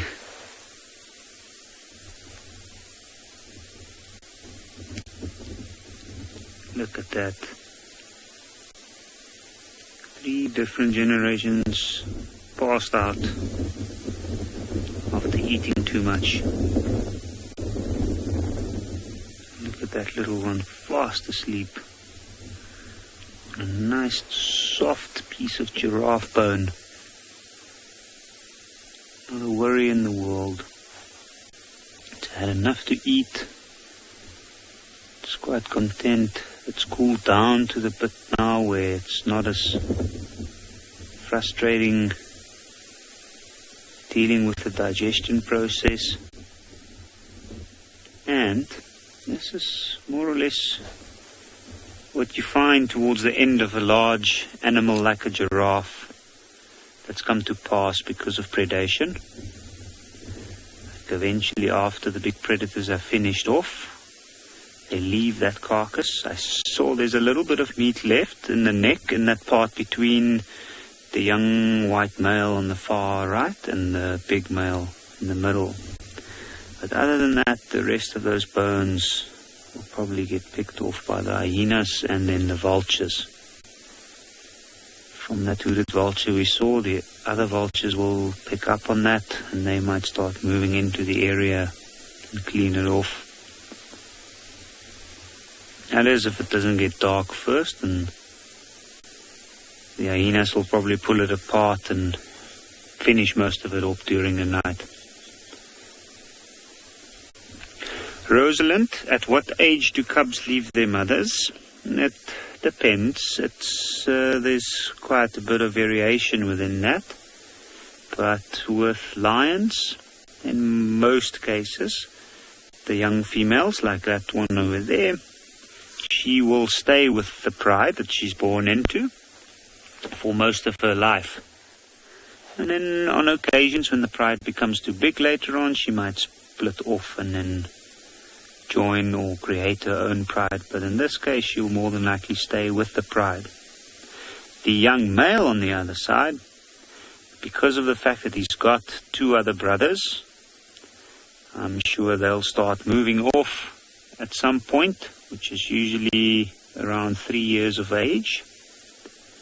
But it can be as young as 2 years, 2.5 years. In this case, he's approaching 2 years, so I don't think he's going to leave this pride anytime soon, and I think we'll probably see him around at least for another year.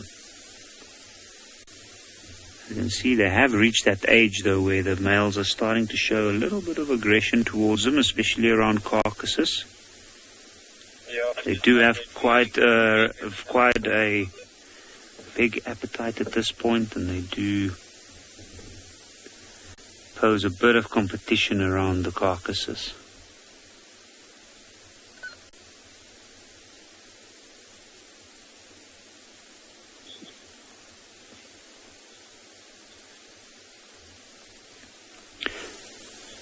Lulu, how long do lions sleep for? Well, after they've eaten this much, they'll certainly sleep for quite a while. It can be, the numbers that I usually give will be anything between 16 to 22 hours a day. In a case like this, it'll be quite a long time. They might even be here tomorrow morning. But they don't sleep the whole time in a solid deep sleep like we do. They sleep in short bouts, and every now and again something wakes them up and they might lift their head. Those ears are very in tune on picking up on small movements and noises nearby. So I guess you could say it's more of a rest with intermittent periods of sleep. And that can vary. Some days it's not even that much. If they're really driven with a need to eat immediately, then they might, and if it's cooler, then they might rest a lot less during that day. If they've eaten well in the last couple of days, like this pride, we might find them tomorrow where they just have a day of resting, and then they might stay in the same area for quite a while, laying down and occasionally sleeping. I think that lioness at this point, it's safe to say she's sleeping quite tightly. You can see not even the ears really twitching at this point.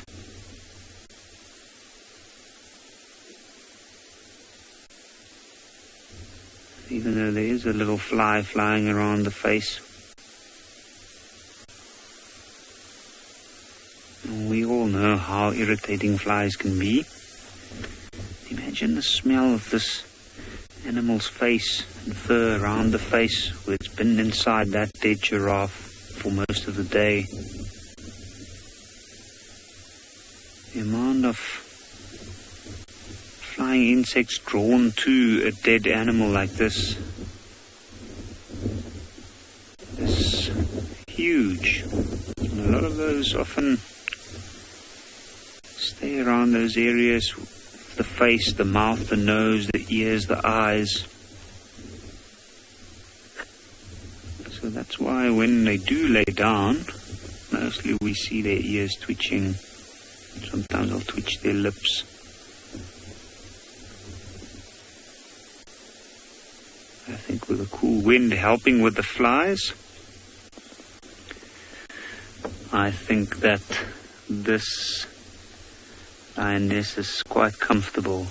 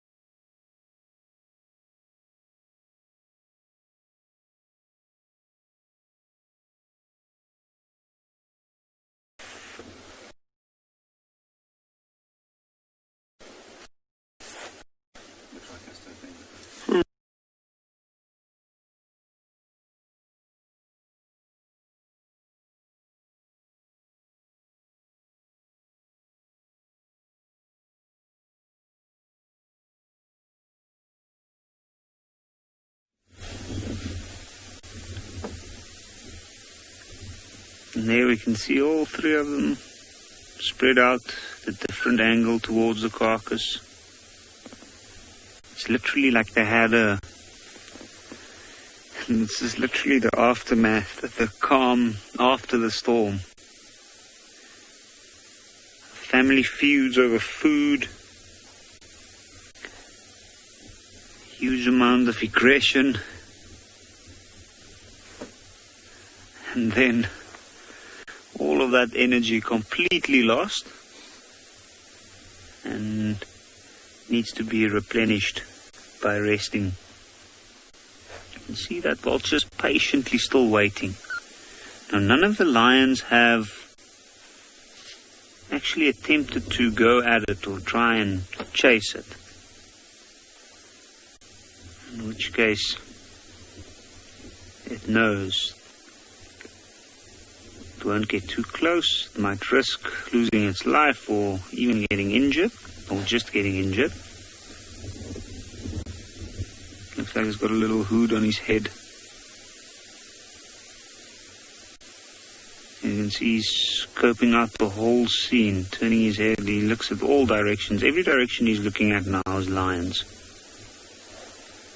And he's thinking to himself, should I take a chance, go down?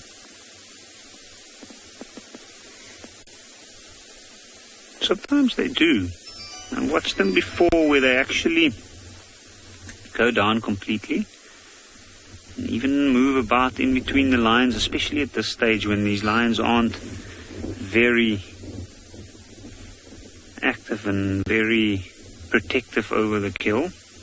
But if he gets too close to the three at the carcass, I'm sure they might give him a bit of a scare.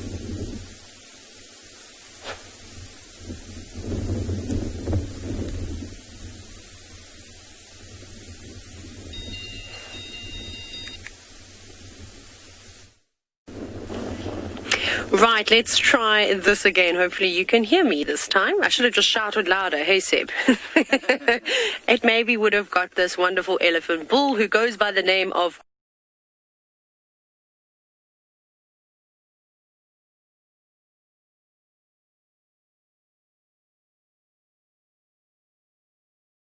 Kumo, and I couldn't remember any significant features, but as Sebastian has pointed out, he has almost looks like an abscess of sort on his left rump.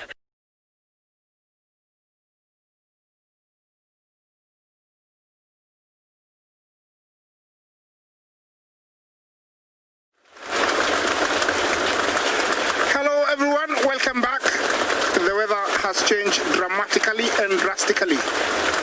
It is coming down hard, and that is our male lion from this morning.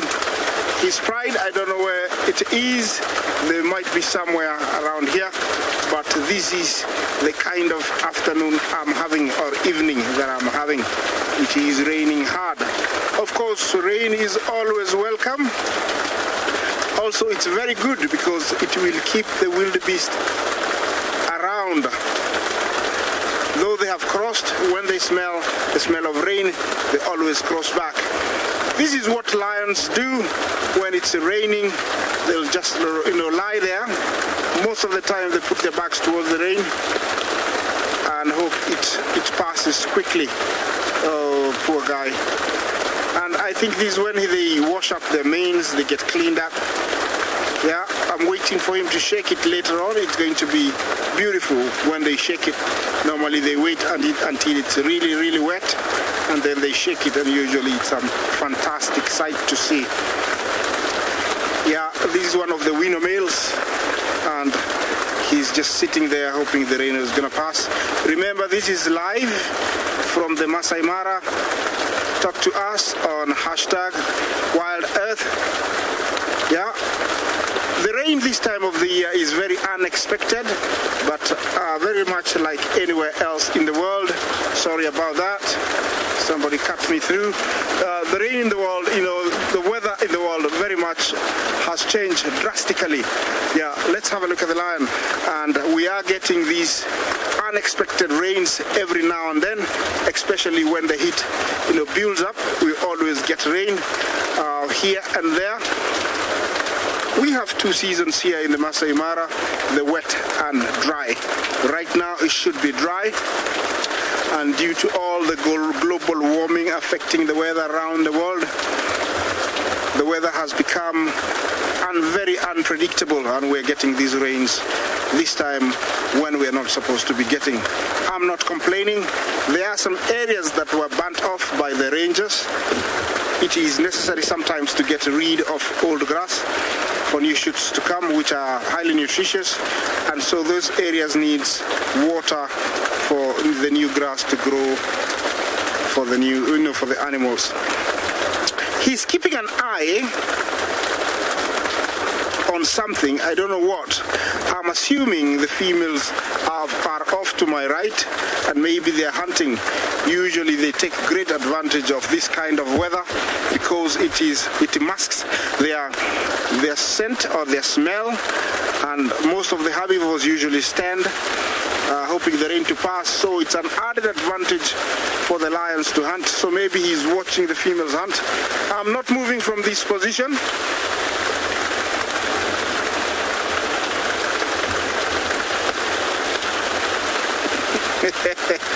Sherry, you say that it's going to cause havoc on these lions' mane. I don't know how to say that, but he might be actually enjoying it because it could have, mites or ticks that he's hoping that they might get, smothered by the rain or the water. And also, I'm sure, he loves it when it gets wet, so he can shake it, and it looks better, maybe for the females. But that's an interesting comment. Thank you, Sherry. Yeah, look at him. You see that? He keeps looking somewhere. I'm not going to go outside to tell you what it is. So I'm just going to wait to see if he moves, then I'm going to move. But if it continues like this, you might not see me. But let's have a look at him. Let's enjoy him. Although it's not a very pleasant sight, but this is what is happening right now in the Masai Mara.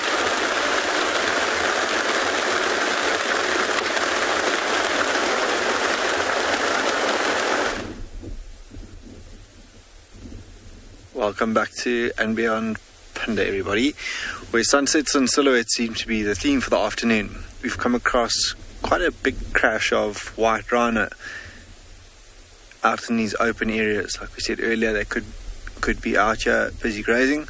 These two have lifted their heads briefly. You can see the one on the left has just finished plucking some grass and he's busy chewing on that. But yeah, you can't really make out their backsides. There's just like two heads either side here that you can see with the sun behind them, which slowly but surely going down in the west of us, to the west of us, and then back behind them were a couple more. It looked like about 3 more white rhino, but still quite windy. You can see the grass moving in the picture. Yeah, still always, as always, on high alert, these rhino. And it was those giraffe that sort of led us to them, looking in this general direction, which always a treat to come across. Have a look. This looks like a mom and her calf. The calf on the left that's wandering around now, a little bit younger. Have a look at those ears. It was a red-billed oxpecker busy weaving between the two earlier, digging into ticks and things like that in their ears. A little bit of an irritation. Oh, here comes Curious George to see what we're all about. I probably heard the noise of the engine coming to investigate us a little bit more.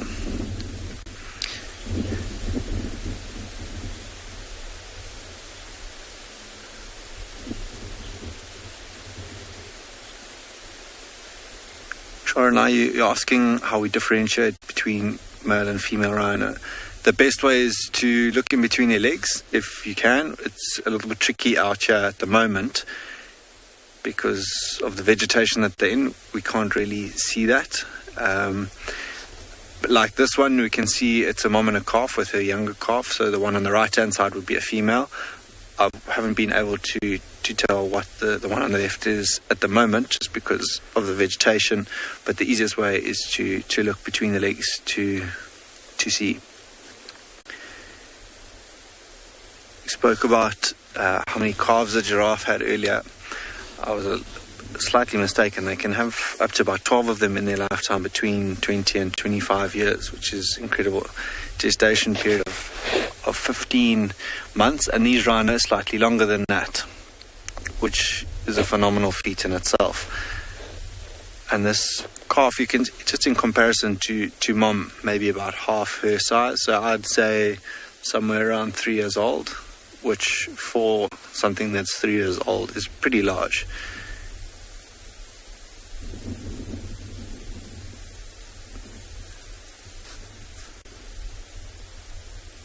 Mom hasn't moved a muscle while we've been here. Let's have a quick look. Sun setting. You can actually now see quite a nice silhouette of the one a little bit further left of them towards that dead tree. There it stands. A little bit more of a silhouette as it's higher up on this ridge, and there were even more behind that.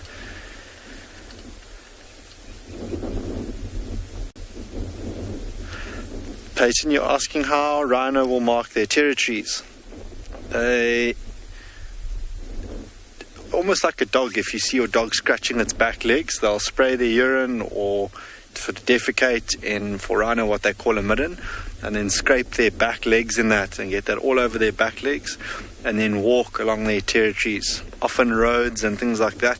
And that's, they will create those very well-worn game paths that you see.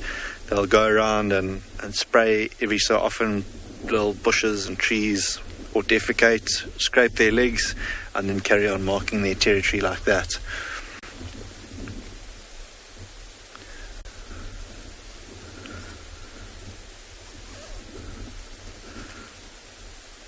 It's extremely dry out here. What they must be feeding on is maybe sort of in between these quarry bushes that again collects a bit of dew in the morning, those icy mornings that we've been having, and the grasses in there, maybe a little bit more nutrients. Have a look at them. Now moving off to the left hand side, those two into the picture. It's just ears, and then that very solid mass or hump behind its head to support the weight of its head, these rhino.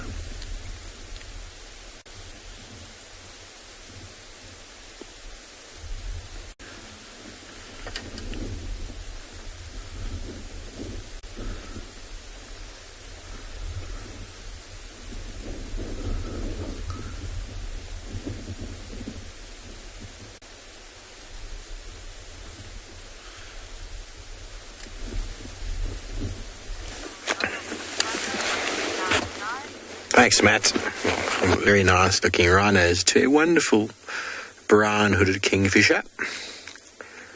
Just bobbing around in the drainage.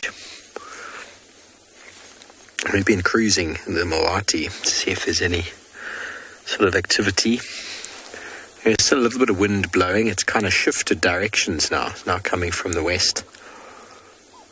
Or should I say from the east. I get those mixed up sometimes. Oop, there it goes. So when the wind is blowing, it's often a good place to find animals is down in these river depressions. And it is also the perfect leopard habitat when its wind is moving and the light is starting to fade. Temperatures are dropping. A good time to have those individuals on the move.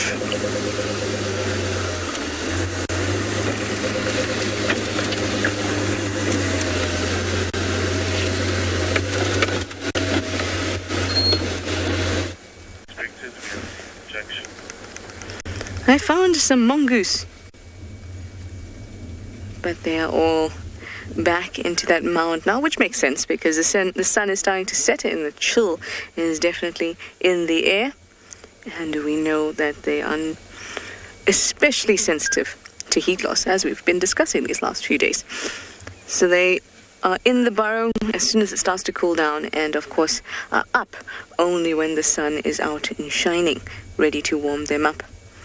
Hoping we'd get lucky. There was one last head that popped out, so I thought we'd sit here and find out if it would do it again for us, please. One last time so the viewers can see you.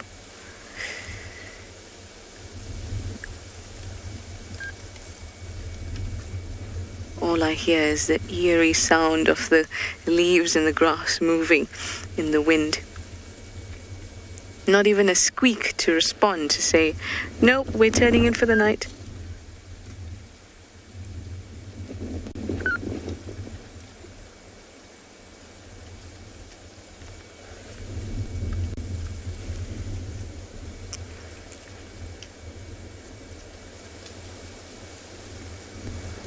Nope. I think it's bedtime for them, or at least home time.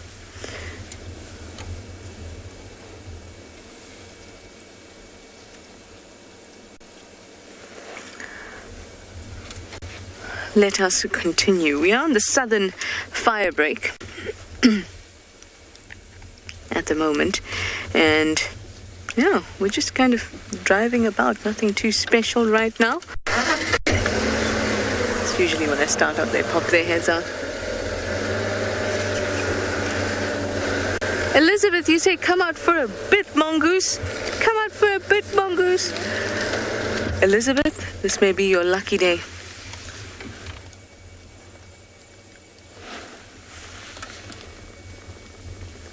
Look at that, Elizabeth. Award-winning shot.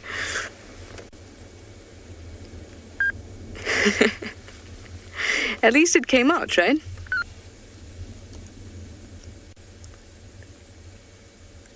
I suppose if you ask, you shall receive. Thank you so much, Elizabeth.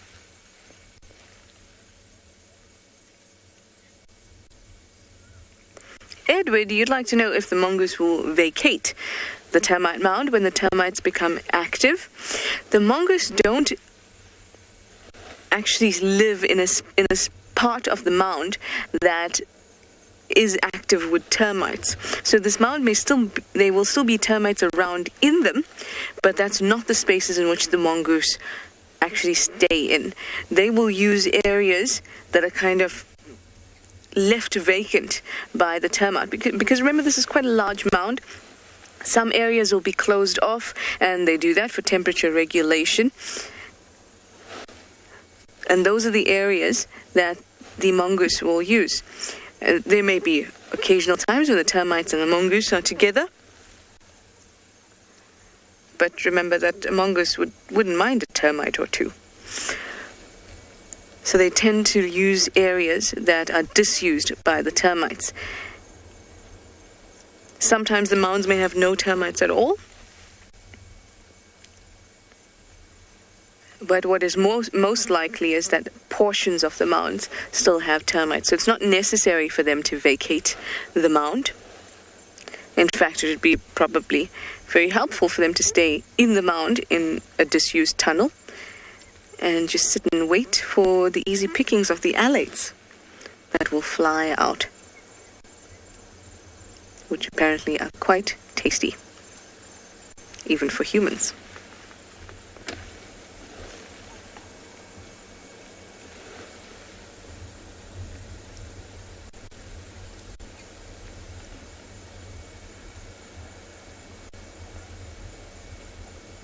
That mongoose bottom is all we have right now.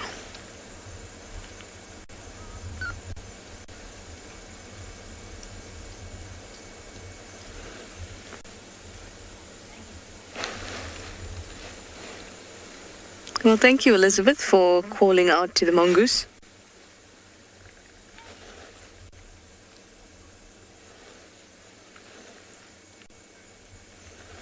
I think that was very, very nice of the mongoose to show up when we called for it. So thank you.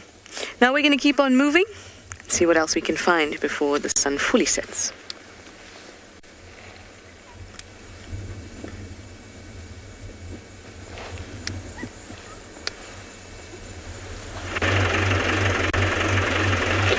We've had a fairly quiet drive, but at least the other guys have been seeing some stuff.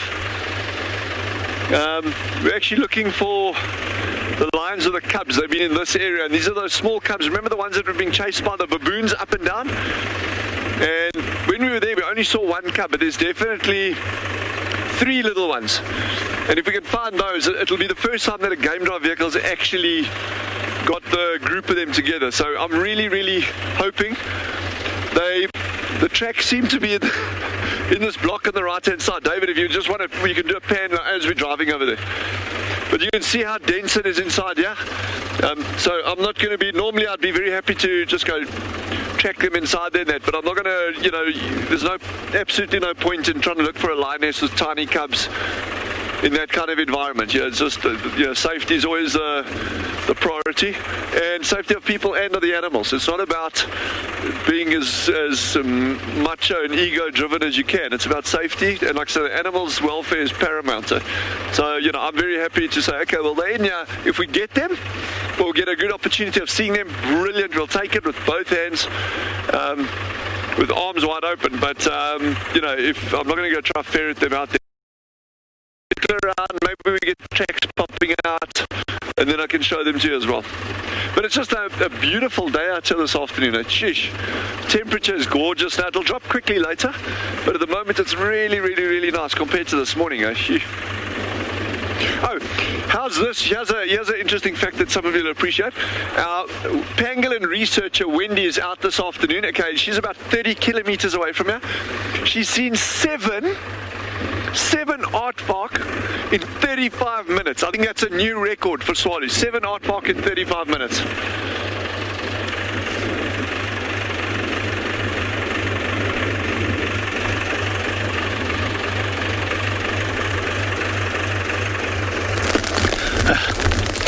That sounds very awesome, Dylan. I mean, all those aardvarks in such a short time. I'm sure the 8th aardvark will be yours. Well, we got now rains building in the MAASAI Mara, and look in the background there. Look at the storm. Apart from the white egrets that you see flying over the wildebeest, look at the storm. That's not actually storm. Yes, storm or the wall that you can see on the western horizon of the Mara Triangle. The storm ends there to the left. That's where maybe we expect to see the sunset, but it has been spitting and now it's drizzling where we are. And those are the Hadada ibis.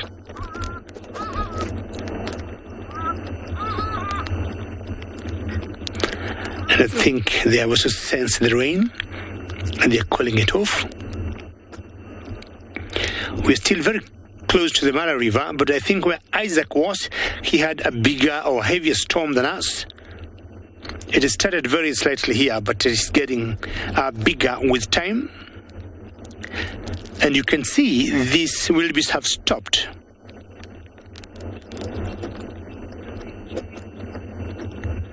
It's Sky, that's a very interesting question. How many wildebeest die during a crossing?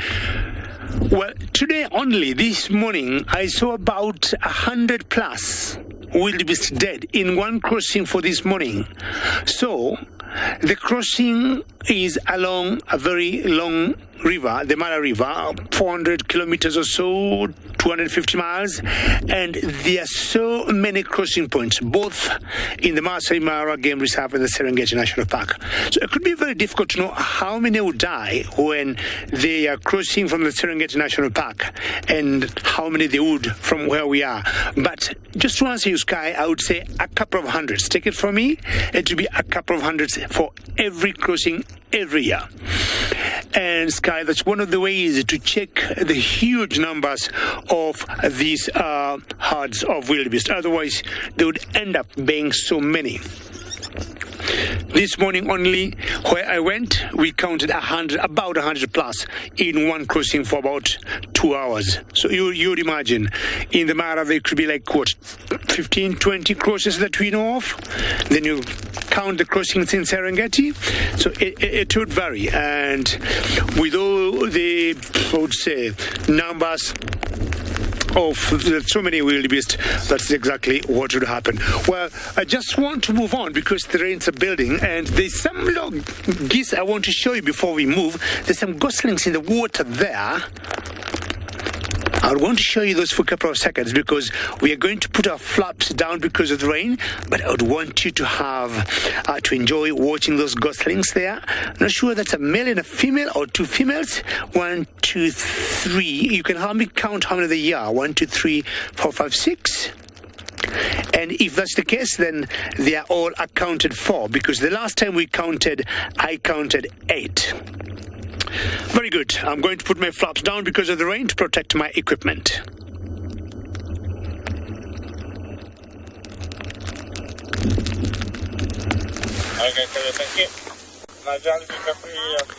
Welcome back, everybody, and we have been fortunate. Oh, she does have something there.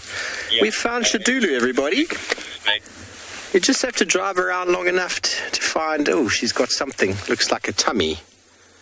Can you see what that is, BK? Looks like she dropped something a moment ago. Her belly's looking quite full and she's got blood on the face. So either it's something quite small that she's caught or it's the stomach of something that she dropped. I can't really tell, but it looks quite fresh because her face is still quite bloody and she's got blood on the paw. How fantastic. We decided to take a chance and come up this road, and I looked from the road, and in this tall knobthorn that you can see, I just saw this sort of palish line, and I wasn't quite sure what it was, but it stood out. What is that?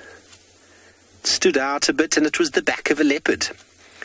And because of the size of the tree, the contrast made the leopard look quite small, and I thought it was maybe a cub. I think I was getting a bit excited about hopefully finding Tandi's cub. But it is indeed Shadulu.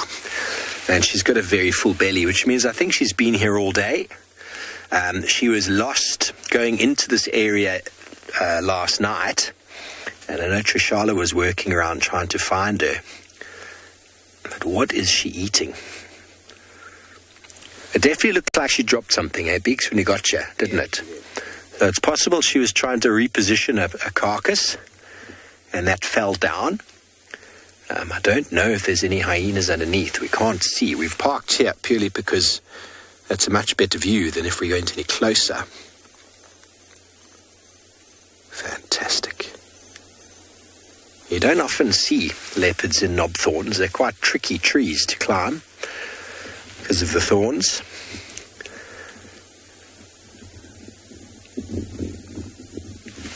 Let's see if we can make out what she's got.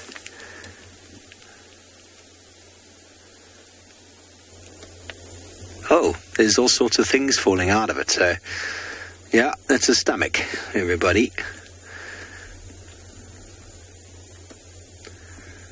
She's not ashamed of eating the stomach, just squishing the rumen out. The green stomach content. It could even be part of an intestine or a cecum, depending on what animal it was.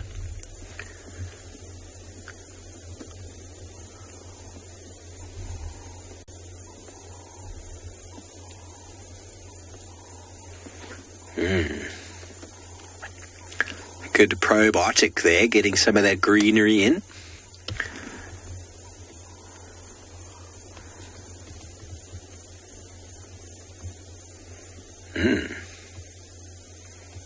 Now we'll see.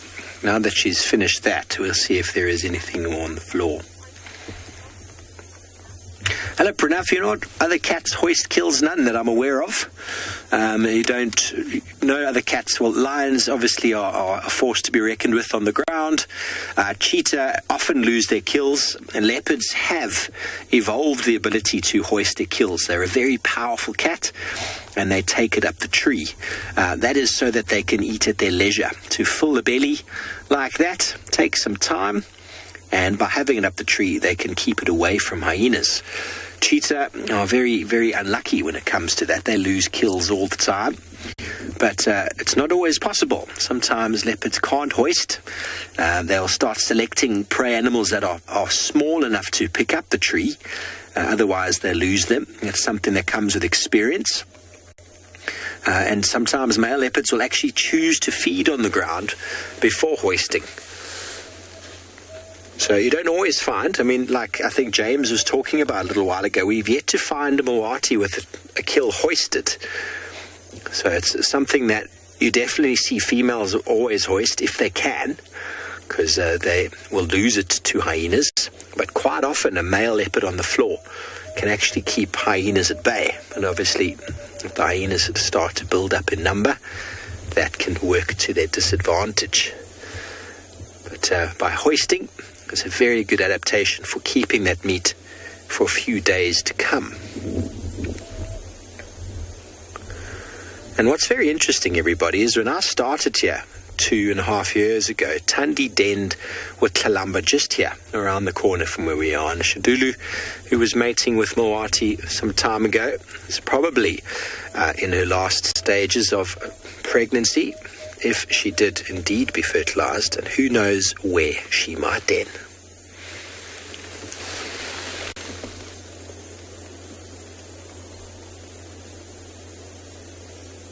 Wild Earth relies on support from viewers like you to carry on broadcasting our daily live shows. A small donation goes a long way in helping us on our mission to connect the world with nature. Please visit our support page to see how you can help and become part of the Wild Earth family. Welcome back to And Beyond Pund, everybody, where we found quite a large herd of buffalo, and in amongst this quite large herd are a couple of very small calves. Pictured you see here, you can just see its horns starting to come through there, this little youngster that's bringing up the rear of this herd, but the majority have all sort of slipped back into the backside of this hill, where you can view now with the last little bit of light hitting the tops of the hills in the background,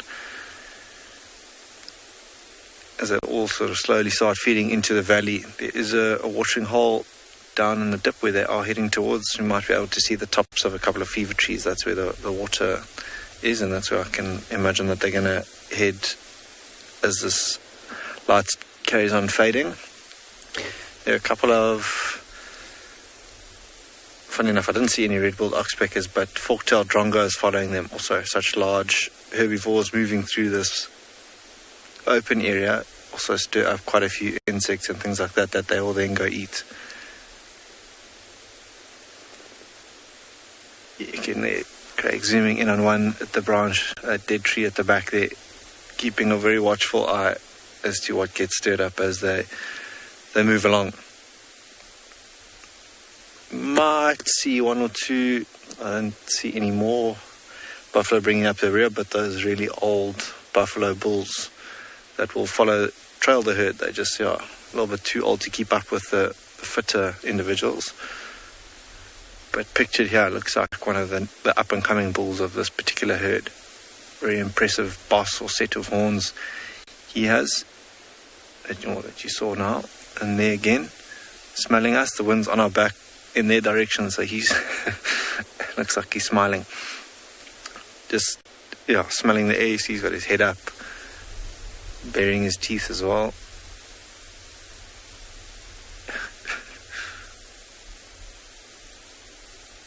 licking his chops as they feed on this grass on their way down.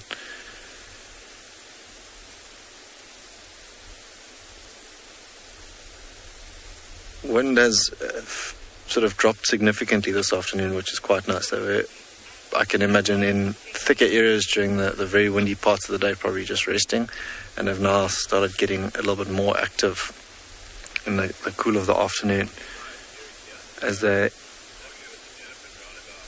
carry on. I'm going to leave them be and see if there's anything else that we can find in this last bit of light this afternoon.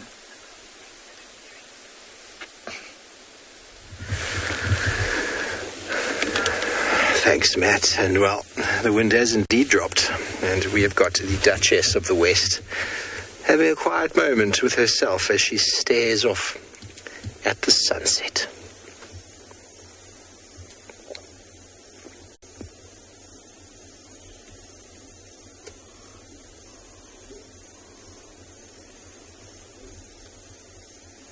We're in a good position here when she comes down, because if she does come down, she's got to come straight down that branch. She's not going to come down immediately.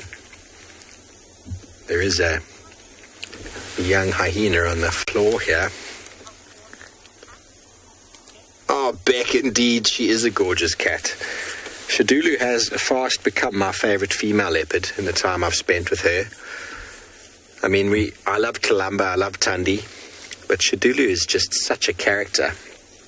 She's looking directly at the hyena now. I don't know who the hyena is. It's busy eating some scraps she dropped on the floor. We're not going to go to it at the moment because these are just wonderful shots. She knows she's beautiful, Beck, doesn't she?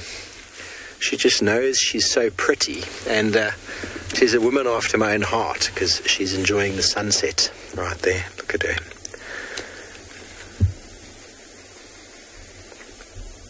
Her full belly. I'm trying to think what she might have had. I wonder if maybe she had a kill here already yesterday, and when the guys lost her, she was on her way here, because it's not far from where they lost her. But it also might have been a small animal, a small stomach for a small animal, and she's consumed most of it. Whatever she dropped today might have been munched up by a couple of hyenas. Don't think much has been dropped. Look at that look of disdain. I wonder if a leopard's ever thought about jumping on the head of a hyena and giving it a smack. I have no doubt they've thought about it. Shall we have a little look at this fellow on the floor? Beaks. Oh, obviously he's now gone behind the bush.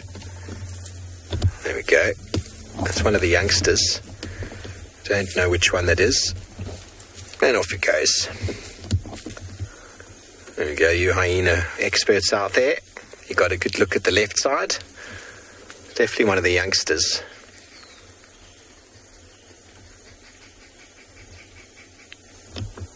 Okay, that's all we got of that one. Now Shadulu's looking off towards Chelapan, going, I'm going to go over there to drink, or am I going to look a little bit more to the left and go to Tambetapan?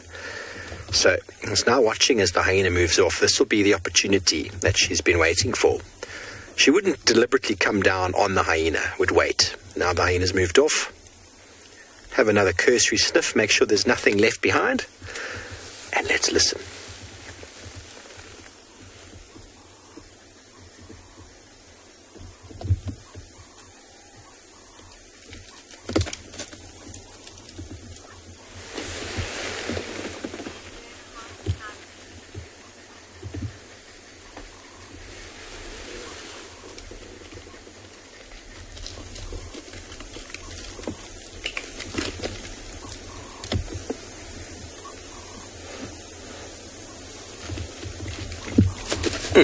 That is a marvellous dismount. Windy, leopards learn how to climb trees pretty early on. From the first month and a half, they can get up trees, not very well, but from 2 months, they become very, very adept at tree climbing. Excuse me, while we now continue on. Let's just push our way up here. She's going to go straight towards Chelapan, I'm going to assume. Following her through there is going to be nearly impossible. Got her there, BK. Okay, I'm pretty sure she's going to come out on the other side. She's going to come and drink. We can't follow her through there, but we can maybe go just along the side. We're going to try to keep up with her because I'm sure she's going to go drink. Where exactly? It's anyone's guess.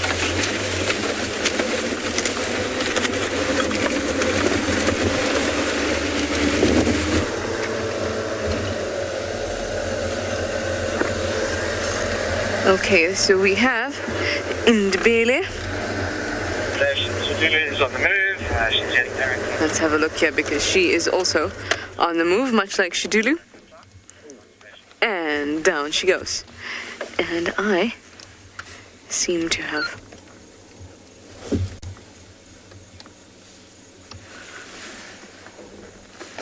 FC, I've lost you, or rather, I've lost you briefly. But I heard something about, there was a hyena. Maybe it's the same one. If you're talking about Shidulu, we're quite far from her. So it might be a different one.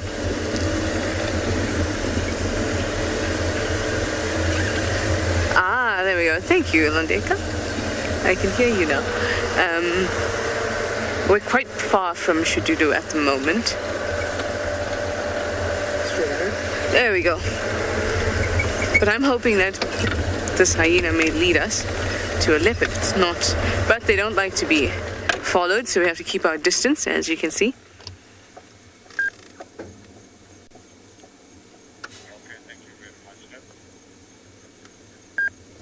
So like I said, this is Ndebele, one of the older cubs. This is Swazi's sister. You can see she's quite pale.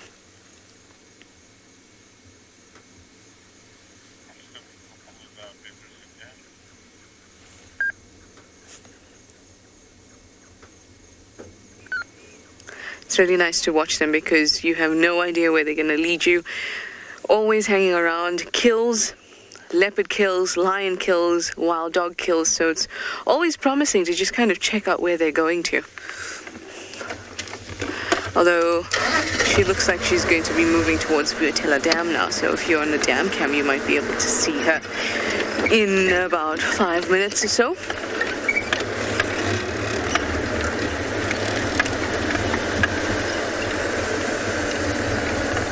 That's if nothing distracts her along the way.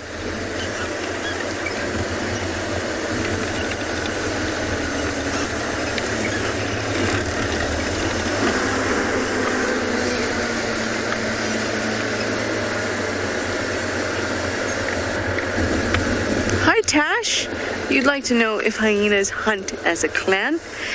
They generally don't unless there is a need to have the clan around. So it's basically everyone for themselves, because remember, if the whole clan is hunting, it means that high-ranking members are going to have the feast, where they'll probably eat double of what a lower-ranking member would. They eat up to about 20, even more, if they really go at it. kgs, a high-ranking matriarch would. Low-ranking member is lucky if it's getting 5 kgs. More likely to get about 3 kgs. So they would prefer to hunt in little packs of their own, kind of little affiliations that they'll have, little relationships that they may have with each other, where they know they can share. But they will hunt in a clan if whatever it is they're trying to take on is very large and needs the help of the clan, or they need the help of the clan to defend themselves from whatever has taken down the animal. But also know that hyenas do predominantly hunt, not scavenge. Scavenging is definitely something that they have evolved to do very, very well, but it is not their primary source of meat.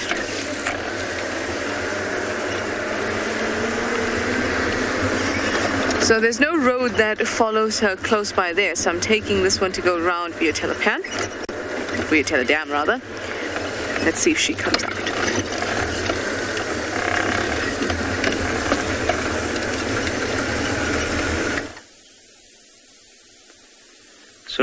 have left those lions.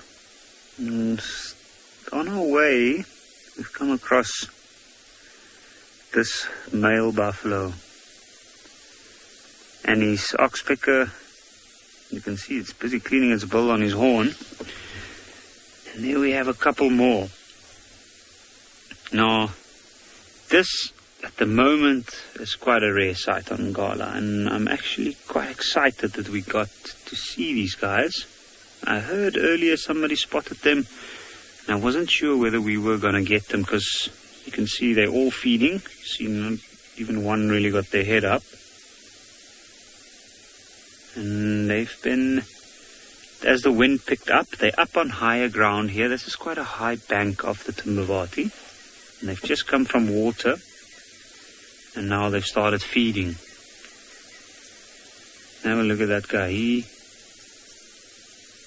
He's got a huge scar. It looks like it's almost all healed up right on the rump. You can see some scratch marks on his backside as well. Quite pronounced hip bones. All of this, when you look at them, first instinct is that they look quite good, they look quite strong, but those are subtle hints that they have been struggling a little bit more during this season. It's the dry season, and therefore they don't have as much food as they normally have. They usually have grass. And the grass all dry out, some of them die off. And that's why we find them near the riverbeds mostly. Now, these are only males, this whole group, and these guys are going to be moving around this area probably for most of the evening until it gets cooler in the morning hours and then lay down. And there's a couple of characters here, and you can see there's a few of them huddled together around that bush. And I think that's because there might be some nutritious grasses that's been growing in the shade of those trees there. You can see one's got a short tail, the one closest to us.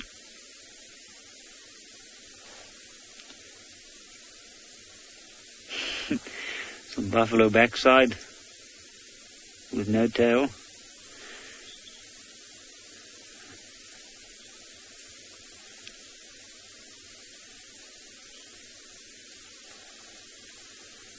Veronica, that's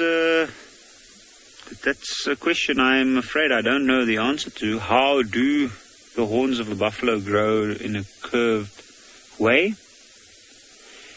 The horns usually start out straight at the top, and then as the buffalo grows older, it starts bending and then grow down, backwards, and then curve. How exactly? I'm not sure. It's evolved that way, and usually like the outer layer is made of keratin, the dark material that we see, and then on the inside we have bone, and in between we have got a layer of air.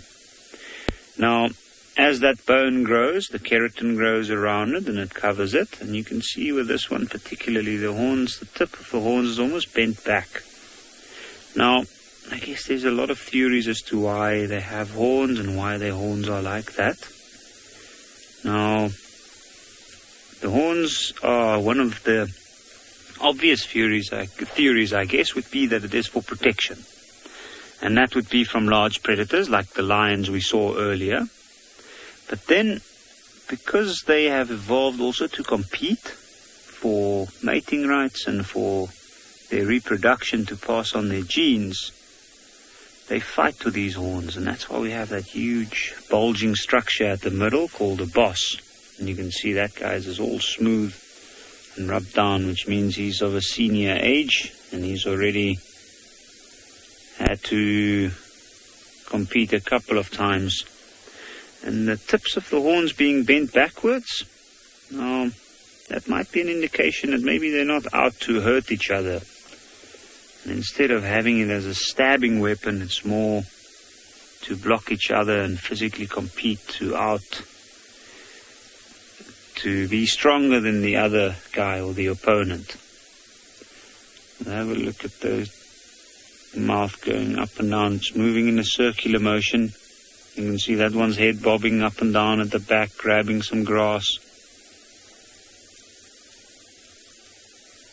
Now, when it's like this, they usually stuff themselves. They eat as much as they can before they have to go lay down to regurgitate the food.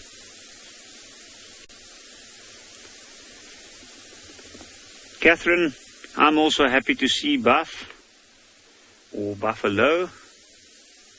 They have been a little bit scarce in this part at the moment. We don't have that much water, and it's an animal that requires a lot of water on a daily basis.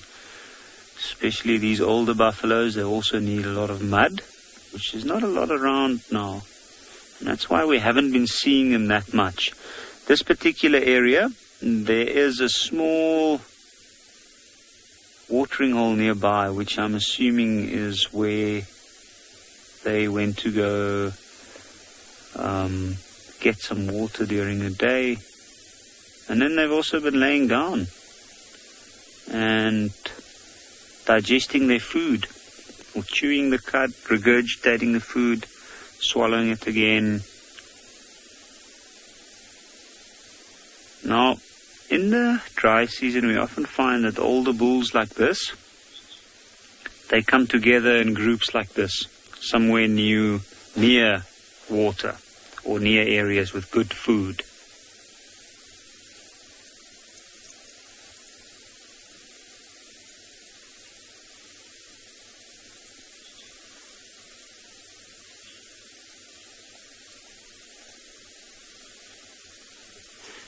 Rhonda, what age do bulls get kicked out of the herd? Well, I think that's a very interesting question, because kicking out or getting kicked out of the herd, I don't think it's quite accurate. I have seen some of the older bulls, when they try to get into a herd that's moving through the area, they have been treated often with a bit of aggression from some of the younger, stronger bulls. But I think it's more a thing they do by choice, in a way. They form these little groups because they are a social animal and it's protection. But once they reach a mature age, they've gone through the challenges of their life, which is to fight other bulls, mate, pass on their genes. And then once they reach a senior age, which can be anything from 12, 15 years and onwards, and then those challenges start to take their toll. So it's kind of an easier way of life around areas with good food. They got some buffaloes that serve some sort of a function of having, I wouldn't call them friends exactly. Look at that guy. See, there's almost no more hair on his face. Looks like he's got quite short curls. And then the boss, the one part of the boss is even chipped off a little bit. And this is a buffalo that's certainly stood through the test of time. Look at those chips right at the top. It looks like it's almost splintered off. It must have been an incredibly hard hit, if it did happen from a hit, maybe from another buffalo. Now sometimes I've even seen these old guys move back into the herd and they try and fight some of the younger guys. They don't have the opportunity to compete and mate as often as some of the others might. And therefore they can sometimes be a little bit more aggressive. But it's not always only the old buffaloes that move in these groups. I have noticed sometimes I see maybe one cow with them, and even some of the younger bulls, ones that look quite strong and quite capable, that join up with these groups, especially when the pressure is seriously on for water. And then what they might do is break off once the herds move through and try and join up with the herds again.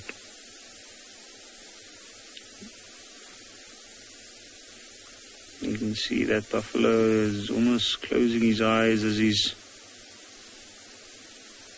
chewing, his bottom jaw moving in a circular motion. Ears are constantly flicking. I'm sure they're being pestered by a lot of flies.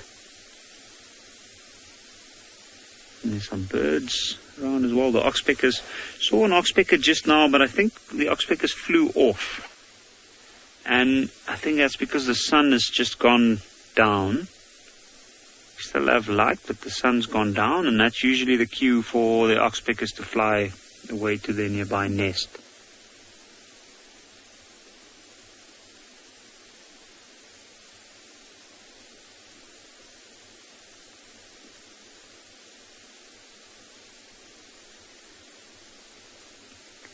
And this is a pretty large group of bulls, this.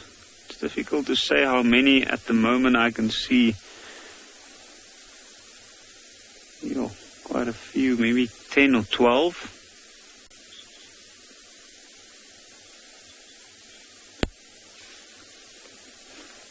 Butterfly. How much does a male buffalo weigh? Ooh, that can vary quite a bit. It depends on its genes and whether... So you get buffaloes that are larger than others, but generally speaking, the average weight is around 600 kilograms. And it can be as much as over 800 kilograms.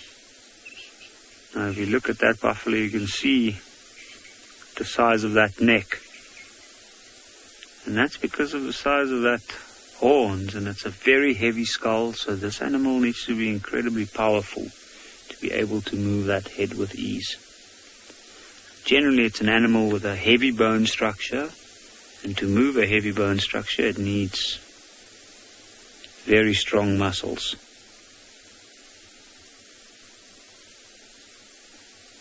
Also, to fight each other, I'm sure it's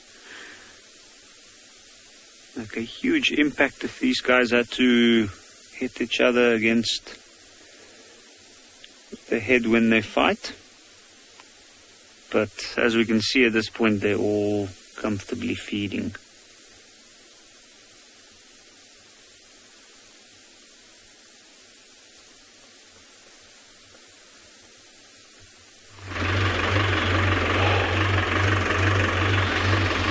So we've actually tracked these lions into this block, coming out from the left-hand side down like that and moving up along the base of these hills over here.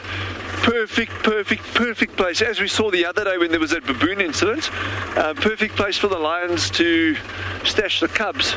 So I think this is where we're going to get them. I don't know if we'll be able to get them now with the amount of time that we've got left, but I'm certainly going to give it my best. And of course, the other thing that I enjoy about the hills are my owls. I am crazy over owls. I love owls, all different kinds of owls. And these hills are brilliant locations for spotted eagle owls to nest. And then my nemesis here that I've never found it before, and everyone will laugh at me when I tell them, is like Cape eagle owls. I reckon we've got Cape eagle owls here, but I've never seen them. No one else ever has. We haven't even heard them here, but yeah.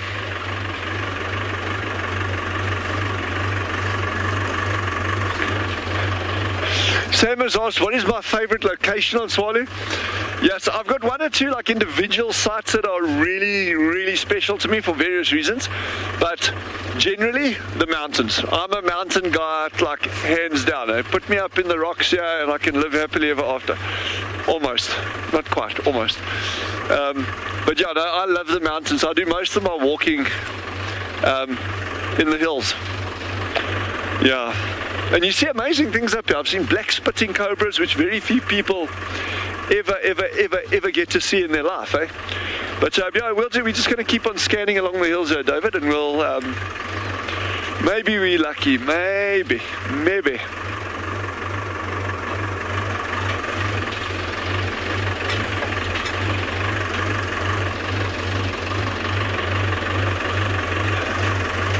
Yeah, it's so exciting because you never know what you're going to find along the hills.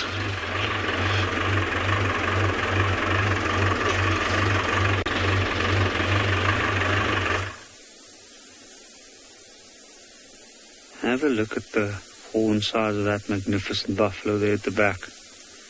And look at the horns of this guy in front. Completely different, much shorter. Doesn't even curl around that much. I mean, if you compare it to the guy in the background, for instance.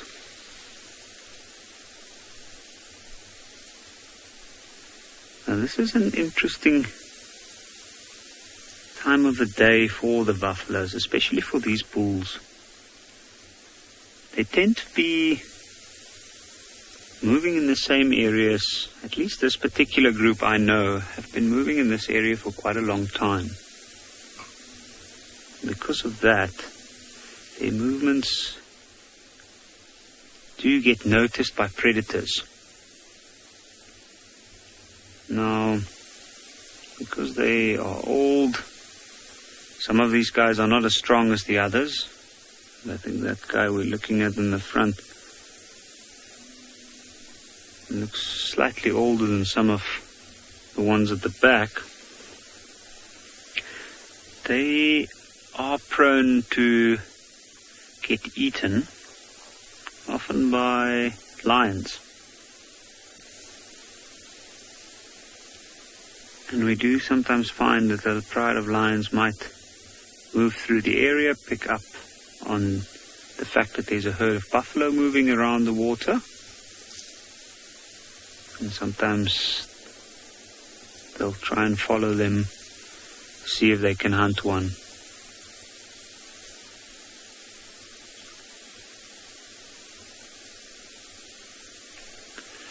Mina Moo, a name I haven't heard in a long time. Used to be a huge fan of the show. Buffaloes doesn't eat any kind of plant. They mainly eat grass. Most of their diet, they've almost got a purely grass diet. They are bulk grazers, and they're animals that eat large amounts of grass to sustain that large weight. Now, I have seen buffaloes in extreme dry times eating leaves, fallen leaves of plants. I've noticed some buffalo eating the fallen leaves of bush willows, some of mupani. Now, with mupani, I've noticed it more, and that's because it's quite high in protein. I think they do look specifically then for certain things that they can eat, but they mostly go for grass. And since we've had quite a good rain year at the start of the year, there's still quite a lot of grass around, which is exactly what they're looking for.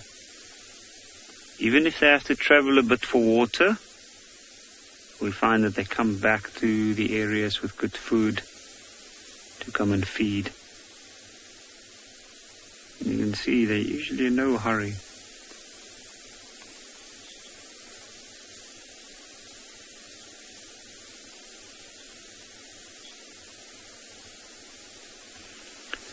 Mark, what buffaloes do when danger is approaching is they stare at the danger like that one just did. They stop whatever they're doing, they lift their head, and you can see that one just moved in there to push the other one off. It looks like it's a slightly older one.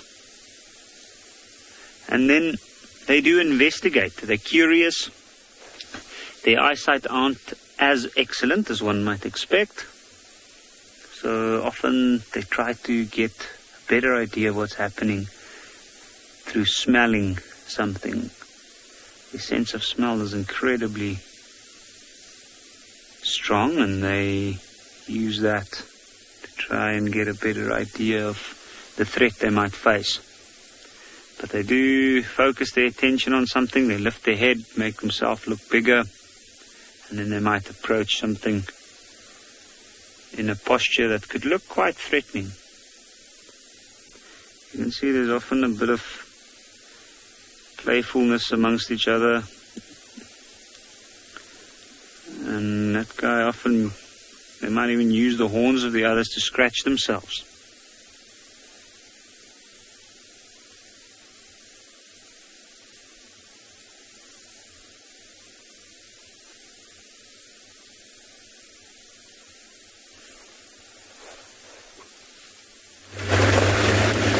Thanks, Javi. Well, we've lost Shadulu, everybody. She went into that thicket.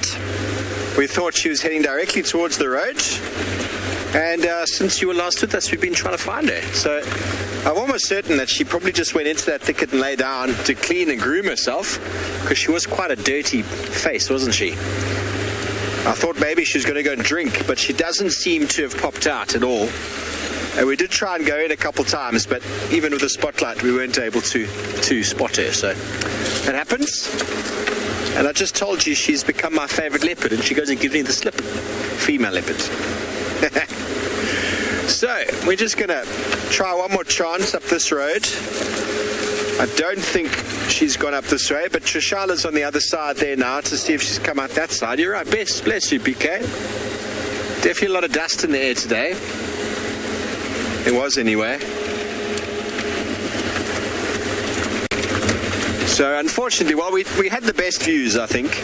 After she climbed down the tree, she went into the thicket. So since then, you've missed it all. Well, we've all missed it all.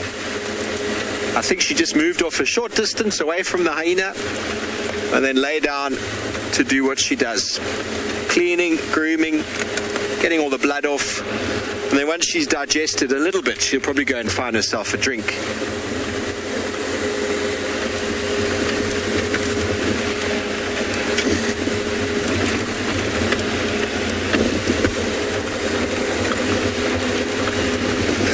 Wow, Amanda, many species of trees are found here. I think there's probably about, I could probably tell you 50 in a very short period of time, but that might bore you. We've got the red bush willows, we've got the marulas, russet bush willow, giant fruited bush willow, buffalo thorn, leadwood, grevias. There are, you know, the students I used to train had to learn 90 trees. 90. And there's a lot more than 90, but if you know 90, if you know 50, you're doing a good job in this area anyway.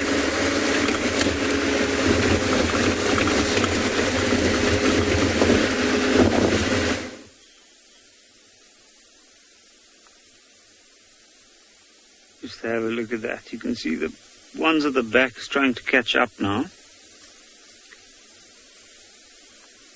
Sometimes they don't even look really where they're walking. They just hear the noise of the hooves moving over the rocks, and then they follow the others. And when the one stops, the other one might even walk into its backside like that.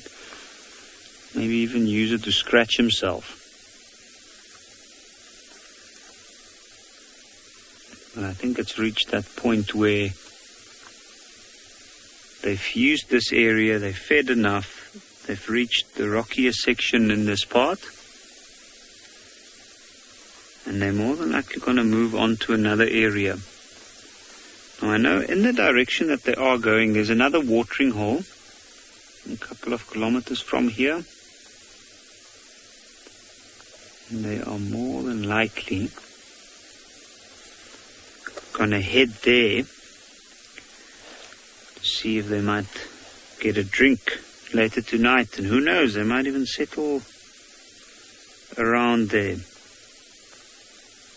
But it will be a challenging night. For one, it will be cold, which somehow I don't think will bother these guys too much, even though at the age that some of them are, the fur does get a little bit less and less. The other thing is predators like lions that might also be thinking the same as they do and go towards that water. And because of that, none of them wants to be left behind, and they usually move as a group.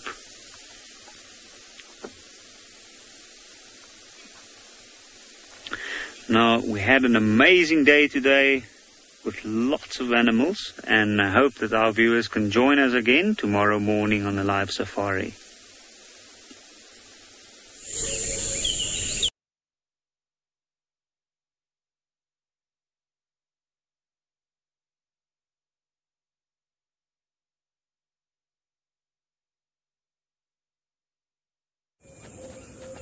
This program